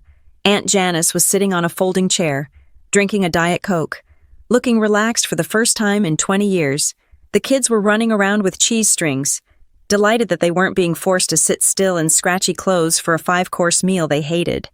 The caption under Mike's photo read, "Honestly, this is the best Christmas Eve we have had in years. No stress, no tension, and the pizza is actually good." I stared at the photo, and a complicated mix of emotions washed over me.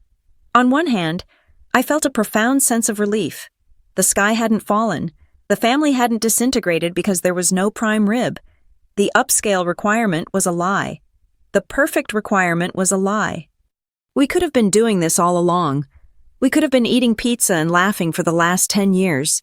But on the other hand, I felt a deep, aching sadness. I grieved for the years I had lost. I grieved for the thousands of dollars I had spent trying to buy approval that could have been won with a $20 pizza. I grieved for the younger version of myself who thought that love was something you had to cater. My phone buzzed again, a text from my cousin Sarah, the one who usually never texted. Sarah. "Hey Lucy, just wanted to say we get it now. We really get it. Sorry we didn't see it before. Also, this is way more fun than the fancy dinner. Simple is actually nice. Simple is actually nice. I took a bite of my hotel burger. It was lukewarm, but it tasted like freedom. Back at Hollow Creek. The night was winding down, but the dynamic had permanently shifted. The hierarchy had been toppled. Mike texted me one last update for the night.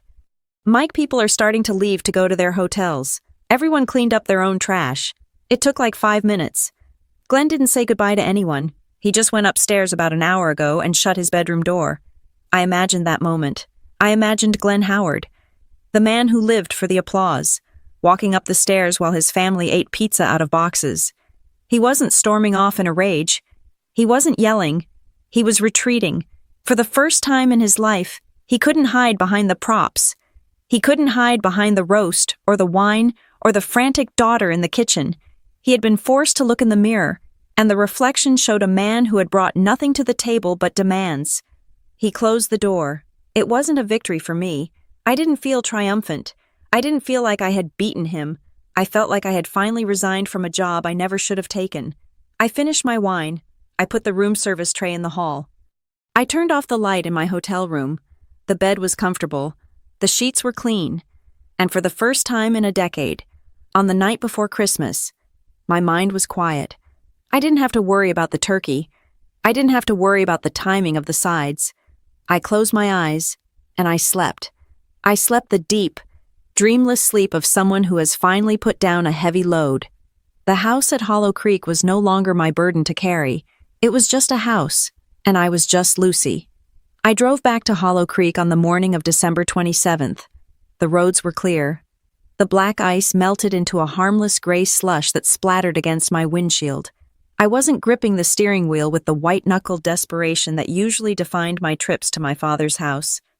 My heart wasn't racing. My mind wasn't cataloging a list of chores I was already late for. I felt strangely like a tourist visiting a landmark I had read about, but never actually seen with my own eyes. When I pulled into the driveway, the house looked the same as it always did, stately. Brick, imposing against the winter sky. But the power dynamic had shifted. For the first time in a decade, I didn't have a key to the back door in my hand. I didn't have a car trunk full of groceries. I walked to the front door and rang the bell. It took a minute. Glenn opened the door. He wasn't wearing the red cashmere sweater. He was wearing an old flannel shirt and sweatpants. He looked tired, not the exhausted from hosting kind of tired, which is usually accompanied by a smug sense of accomplishment. He looked deflated. He looked like a balloon that had been sitting in a corner for 3 days, slowly losing its helium. "Hi, Dad," I said. He looked at me, then stepped back to let me in. "You are back." "I am visiting," I corrected him gently. I stepped inside. The sensory experience was immediate and jarring. Usually, on the 27th, the house would be spotless. I would have spent the previous day doing the post-holiday deep clean vacuuming pine needles, scrubbing wine stains out of the carpet, washing 3 loads of linen. Today, the house smelled of stale pepperoni and cardboard. I walked into the living room. The pizza boxes from Christmas Eve were still stacked on the coffee table. There were empty soda cans on the side tables. A few paper plates were scattered on the floor where the kids had been sitting. It wasn't filthy. It wasn't a health hazard, but it was lived in. It was messy. It was real. It was the house of a 65-year-old bachelor who didn't have a live-in maid. I felt a twitch in my fingers. The fixer instinct. My body wanted to grab a trash bag. My eyes started mapping the most efficient route to clear the table. I shoved my hands into my coat pockets and kept them there. "Coffee?" Glenn asked. He was standing in the kitchen doorway, holding a mug. "Sure," I said. I followed him into the kitchen. The counter was still bare, save for the generic instant coffee jar I had left for him. He poured hot water from the kettle into a mug and handed it to me. No frothed milk, no freshly ground beans, just black, bitter water. I took a sip. It tasted fine. We sat at the small breakfast table. The silence wasn't the heavy, loaded silence of the phone calls. It was the awkward silence of 2 people who had to learn how to speak to each other all over again. Glenn broke it first. He couldn't help himself. "Marissa really enjoyed herself," he said, his voice dripping with sarcasm. "She acted like she was prosecuting a murder trial." "She asked a question, Dad," I said, keeping my voice level. "She made it sound like I was taking advantage of you," Glenn muttered, looking down into his coffee. "Humiliating me in front of Bob and the kids, acting like I'm some kind of parasite." I put my mug down. I didn't look away. "You did take advantage of me," I said. It wasn't an accusation. It was a statement of fact, as neutral as saying the sky is blue or water is wet. Glenn's head snapped up. "I never—" "Dad," I interrupted, raising a hand. "Stop. We are not doing the revisionist history thing today. I am not here to fight, but I am not here to pretend, either." I leaned forward. "You called me 2 days before Christmas and ordered me to feed 30 people. You didn't offer money. You didn't offer help. You assumed I would pay for the food, the wine, and the decor, just like I have for 5 years. You assumed I would use my vacation days to scrub your toilets. You assumed I would act as your staff so you could play the lord of the manor." Glenn looked away, his jaw working. "I just thought you liked it. You always seemed so organized. You have your lists. You take charge. I thought it was your thing." "My thing is not being broke," I said. "My thing is not being exhausted." "I got used to it," he admitted. The words came out quiet, almost grudging. You handled it. It was easy.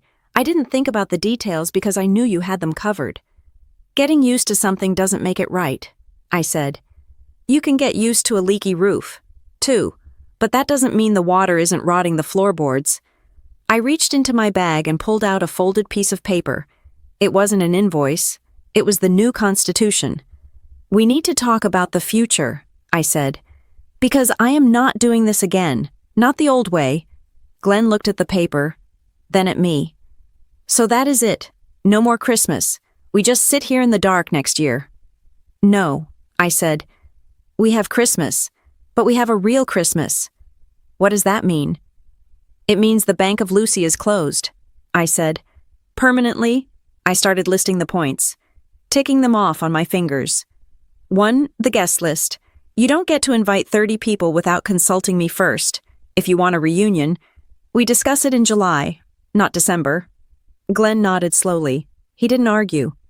2, the budget. If you want upscale, you pay for upscale. If you want prime rib, you give me your credit card before I go to the butcher. If you want expensive wine, you buy it yourself. I will not spend a single dollar of my salary on hosting your party. I will bring a dish, like a guest. I will bring a gift, like a guest, but I am not the sponsor. 3, the labor. I am canceling the cleaning service permanently. If you want the house clean, you clean it, or you hire someone with your own money. I am not scrubbing your grout anymore. Glenn winced at that one. The reality of the dirty pizza boxes in the living room was probably making this point very vivid for him. And 4, I said, my voice softening just a fraction. We stop pretending. No more perfect. If we can only afford pizza, we eat pizza. If we can only manage a potluck, we do a potluck. But we don't lie about who is doing the work. Glenn sat in silence for a long time. The refrigerator hummed in the background, the empty, honest refrigerator. He looked older than I had ever seen him. The bravado that usually armored him was gone, stripped away by the public undressing Marissa had given him. And if I can't do it, he asked. The question was so quiet, I almost missed it. I looked at him. What? If I can't do it, he repeated, looking up at me with eyes that were suddenly very vulnerable. Lucy, I don't know how to cook a turkey. I don't know how to organize 30 people. I don't know what wine goes with what. Your mother, she did all that, and then you did it. It was the first time he had mentioned Mom in years without using her memory as a weapon to guilt me. This was different. This was a confession of incompetence. I am just not good at this, he said. I wanted it to be nice. I wanted everyone to think I was doing okay. If I have to do it myself, it will be a disaster. I felt a pang of sympathy. It was genuine, but it was distant. It wasn't the overwhelming urge to rescue him that used to hijack my brain. It was the sympathy you feel for an adult who has to learn a hard lesson. Then let it be a disaster, I said gently. Or let it be simple. You don't have to be Martha Stewart, Dad. You just have to be a father. Pizza was okay, he mumbled. Bob seemed to like it. Bob loved it, I said, because he got to talk to you, instead of watching you run around pretending to be a waiter. And the kids like the paper plates, Glenn added, a small, sheepish smile touching his lips. Less noise. Exactly. I took a deep breath. You aren't helpless. Dad, you ran a business for 20 years. You can order a catering tray. You can tell people to bring a salad. You just don't want to because you think it looks cheap. But let me tell you what looks cheap, your daughter resentfully spending her savings to make you look rich. He flinched, but he nodded. Yeah, Marissa made that pretty clear. He traced the rim of his coffee mug. So, next year, potluck. Potluck, I agreed. And I will make the dessert. Only the dessert. Okay, he said. Okay. He looked at the clock on the stove. It was 5:30 in the evening. The winter sun had already set, and the kitchen was getting dark. Are you staying for dinner? He asked. He sounded hesitant, like he was asking a girl out on a date he was sure she would refuse. I looked at the stove. It was cold. I looked at the pantry. I knew exactly what was in there, nothing. If I stayed, the old pattern would be to say, let me whip something up. I would look in the freezer, find some frozen chicken, make a sauce from scratch. boil some pasta, and have a meal on the table in 40 minutes. I would wash the dishes afterward while he watched TV. I am hungry, I said. Glenn looked hopeful. He started to stand up. I think there is some pasta in the cupboard, and maybe a can of… No, I said. He froze. I am not cooking. Dad, I said. I am a guest, remember? He sank back into his chair. Right, the rules. But, I said, pulling my phone out of my pocket, I am happy to split a takeout order with you. There is that Thai place in town that delivers. Glenn looked at me. He looked at the stove, then back at me. He seemed to be weighing the options. He could be stubborn, eat toast alone, and maintain his pride. Or he could accept the new reality, pay his share, and have dinner with his daughter. I like the pad thai, he said quietly. Chicken or shrimp? I asked, opening the app. Shrimp, extra peanut sauce. That is $18, I said, not looking up from the screen. And the delivery fee is $5. Glenn didn't bristle. He didn't make a joke about me being stingy. He reached into his back pocket, he had his wallet this time, and pulled out a $20 bill. He placed it on the table. Is that enough? It is perfect, I said. I placed the order. While we waited for the food, I didn't get up to clean the living room. I didn't gather the pizza boxes. I didn't wipe down the counters. I walked into the living room and sat on the sofa. I pushed a pizza box aside with my foot to make room for my legs. Glenn followed me in and sat in his recliner. The game is on, he said, picking up the remote. Who is playing? I asked. Lions, he said. We watched the game. The house was messy. The floor was sticky in one spot where soda had spilled. The Christmas tree corner was empty, but as I sat there, listening to the commentators drone on, I realized something profound. I wasn't anxious. I wasn't resentful. I wasn't calculating how much debt I had accrued in the last 48 hours. I was just sitting. When the doorbell rang 30 minutes later, Glenn started to look at me. Then he stopped. He remembered. He stood up. He walked to the door. He paid the driver. He brought the food into the kitchen. He got the plates. He got the forks. He brought my plate to me on the sofa. Here, he said. Extra peanut sauce. Thanks, Dad, I said. I took the plate. I didn't say. You shouldn't have. I didn't say. Let me get that. I just took it. We ate in front of the TV. Amidst the wreckage of the imperfect Christmas, it was the best meal I had ever had in that house. And the best part was, I knew exactly how much it cost. And I knew exactly who had paid for it. It was the second week of January when the summons came. Glenn sent a group email to the family unusual for him, as he preferred the telephone where he could interrupt you inviting everyone who was still local, along with the core family members, to a post-holiday debrief at Aunt Janice's house. The subject line read, Planning for next year. Most of the cousins texted me immediately. Is this a trap, Mike asked. Is he going to try to bill us for the pizza, Bella joked. But I knew what it was. It was Glenn's attempt to regain control of the narrative.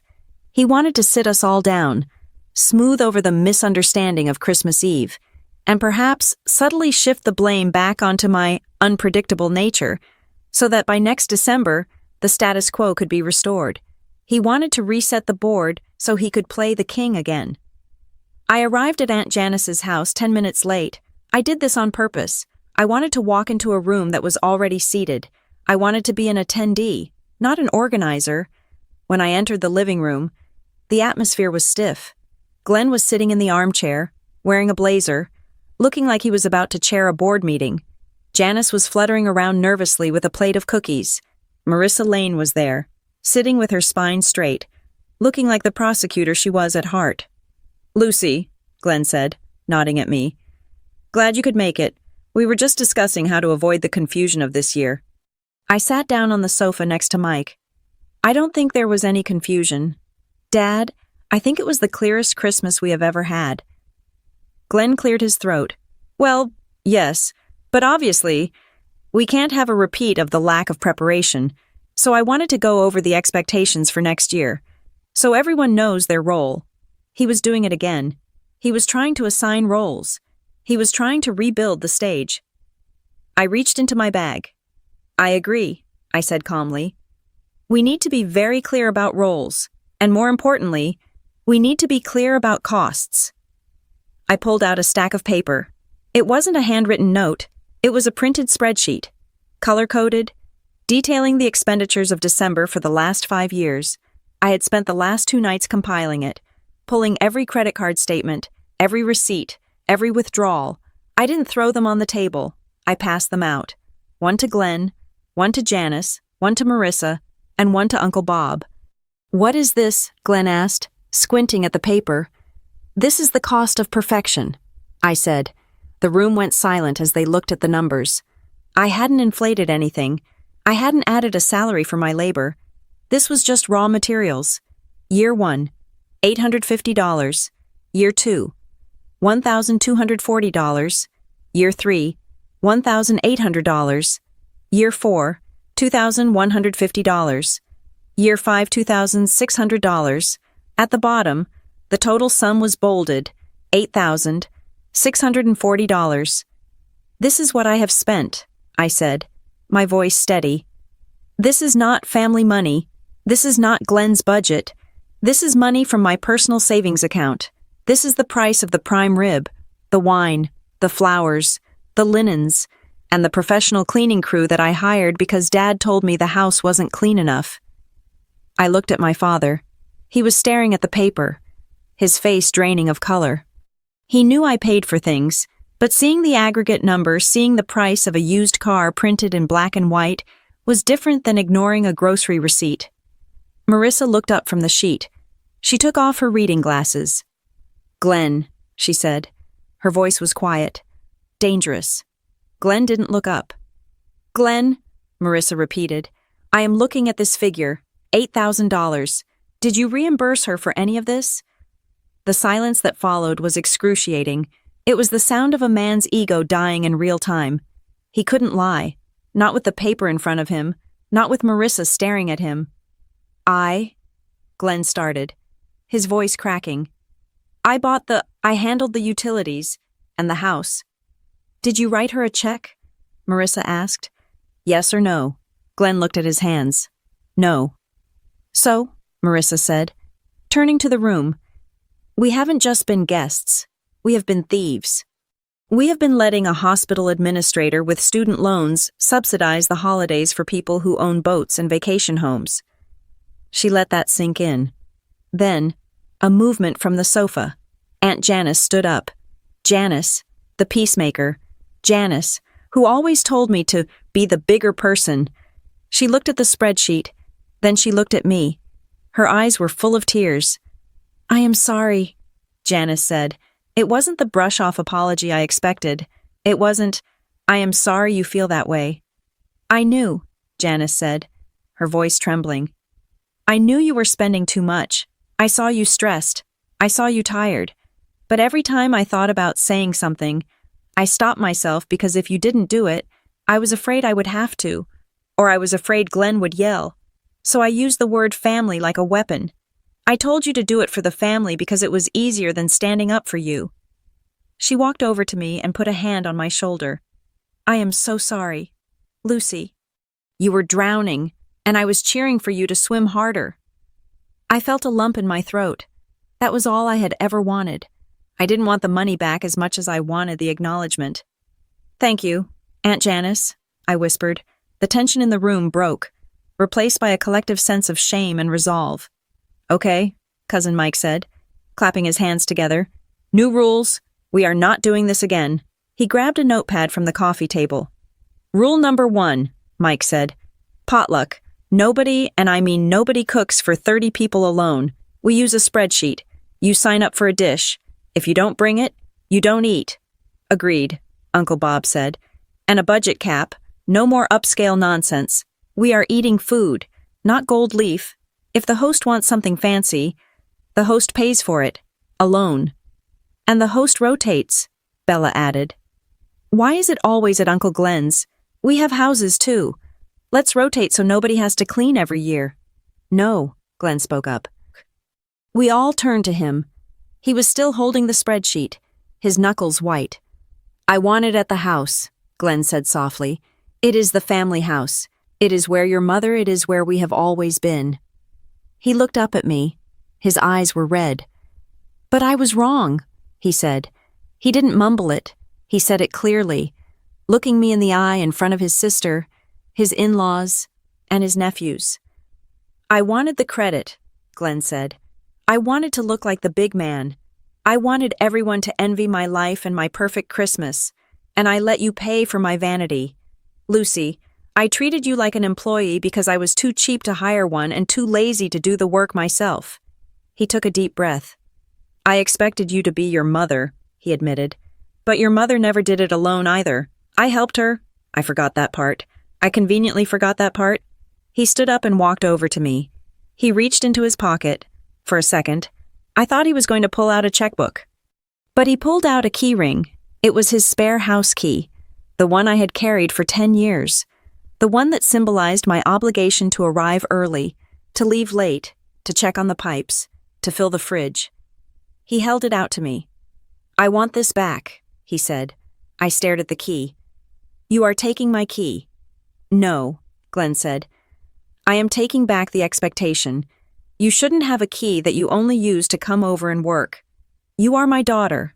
Lucy, you are not the property manager. You are not the caterer. You are a guest in my home. He placed the key on the table between us. If you come over, he said, I want you to knock. I want to open the door for you. I want to take your coat. I want to serve you a drink. I want to be your father, not your boss. I looked at the key on the table. It felt like a heavy weight had been lifted off my chest. He wasn't locking me out. He was releasing me. And, Glenn added, pulling out his checkbook now, I can't pay $8,000 today. You know I don't have that kind of cash liquid, but I'm going to write you a check for $2,000 now, and I will pay you $500 a month until it is squared. I am not letting you pay for my memories. I looked at him. I could see the pride it cost him to say that. I could see the embarrassment. But for the first time, I respected him. Okay, Dad, I said. Thank you. I didn't refuse the money. That would have been the old Lucy, trying to be a martyr. The new Lucy took the check, because the new Lucy knew that accountability is a form of love. One condition, I said, folding the check. I am still not cooking the turkey next year. Glenn managed a weak smile. Deal. I will figure it out. Fast forward 11 months. It was December 25th. The location Lake Briar. But not the Lake Briar of my nightmares. The house was full. But it felt different. There were fewer people, about 15 of us. The rest had gone to other in-laws or stayed home, and that was fine. The world didn't end because the crowd was smaller. The table was not set with linen. It was covered in a mishmash of serving dishes. There was a green bean casserole from Aunt Janice, which was slightly burnt. There was a store-bought ham from Uncle Bob. There was a salad from Mike. And in the kitchen, Glenn Howard was wearing an apron. Okay, he was saying, squinting at a recipe card he had printed out from the internet. It says, fold in the cheese. How do you fold cheese? It is not a towel. You just stir it gently. Dad, I said. I was sitting on a bar stool, holding a glass of wine. I was wearing a velvet dress. I was not sweating. I was not wearing an apron. Stir it, Glenn muttered. Right. He was making scalloped potatoes. He had been talking about them for weeks. He was terrified. He pulled the dish out of the oven 20 minutes later. The top was a little too brown. The sauce was a little too runny. It looked nothing like the magazine photos he used to demand. He placed it on the table with shaking hands. It might be terrible, he announced to the room, but I made it. Marissa Lane took the first scoop. She tasted it. We all watched her. It is crunchy, she said. It is undercooked, Glenn groaned, putting his head in his hands. It is edible, Mike said, taking a huge bite. And it is hot. Good job. Uncle Glenn? Everyone laughed. It wasn't a cruel laugh. It was a warm, forgiving laugh. It was the sound of a family that had stopped trying to be a performance and started trying to be a family. I looked at my father. He was laughing too. His face red, but he looked happy. He looked present. He wasn't standing at the head of the table waiting for applause. He was sitting in the middle of the mess, eating his undercooked potatoes. And he looked more like a patriarch now than he ever had when he was barking orders. I took a sip of my wine. It was a $20 bottle I had brought. It tasted fantastic. The perfect Christmas was dead. It had been buried in a snowdrift in Harbor Point, and in its place, something better had grown, something messy, and loud, and fair. I looked at Glenn. He caught my eye. He raised his glass to me. "Merry Christmas, Lucy," he mouthed across the table. "Merry Christmas, Dad," I said. I didn't have to make him look good anymore. He was doing just fine looking human. Thank you so much for listening to this story. I hope Lucy's journey resonated with you, especially if you have ever felt like the designated fixer in your own family. I would love to know where you are tuning in from today. Are you listening from a cozy living room in London, a busy commute in New York, or maybe somewhere quiet in Sydney? Please leave a comment below and tell me your location, and if you have ever had to set a hard boundary with your family during the holidays. I read every single comment, and I love connecting with you all. If you enjoyed this story, please make sure to subscribe to the Maya Revenge Stories channel. Hit that like button to support the work. And if you really want to help this story get heard by more people, press that hype button. It makes a huge difference. Until next time, stay strong and keep your boundaries sharp.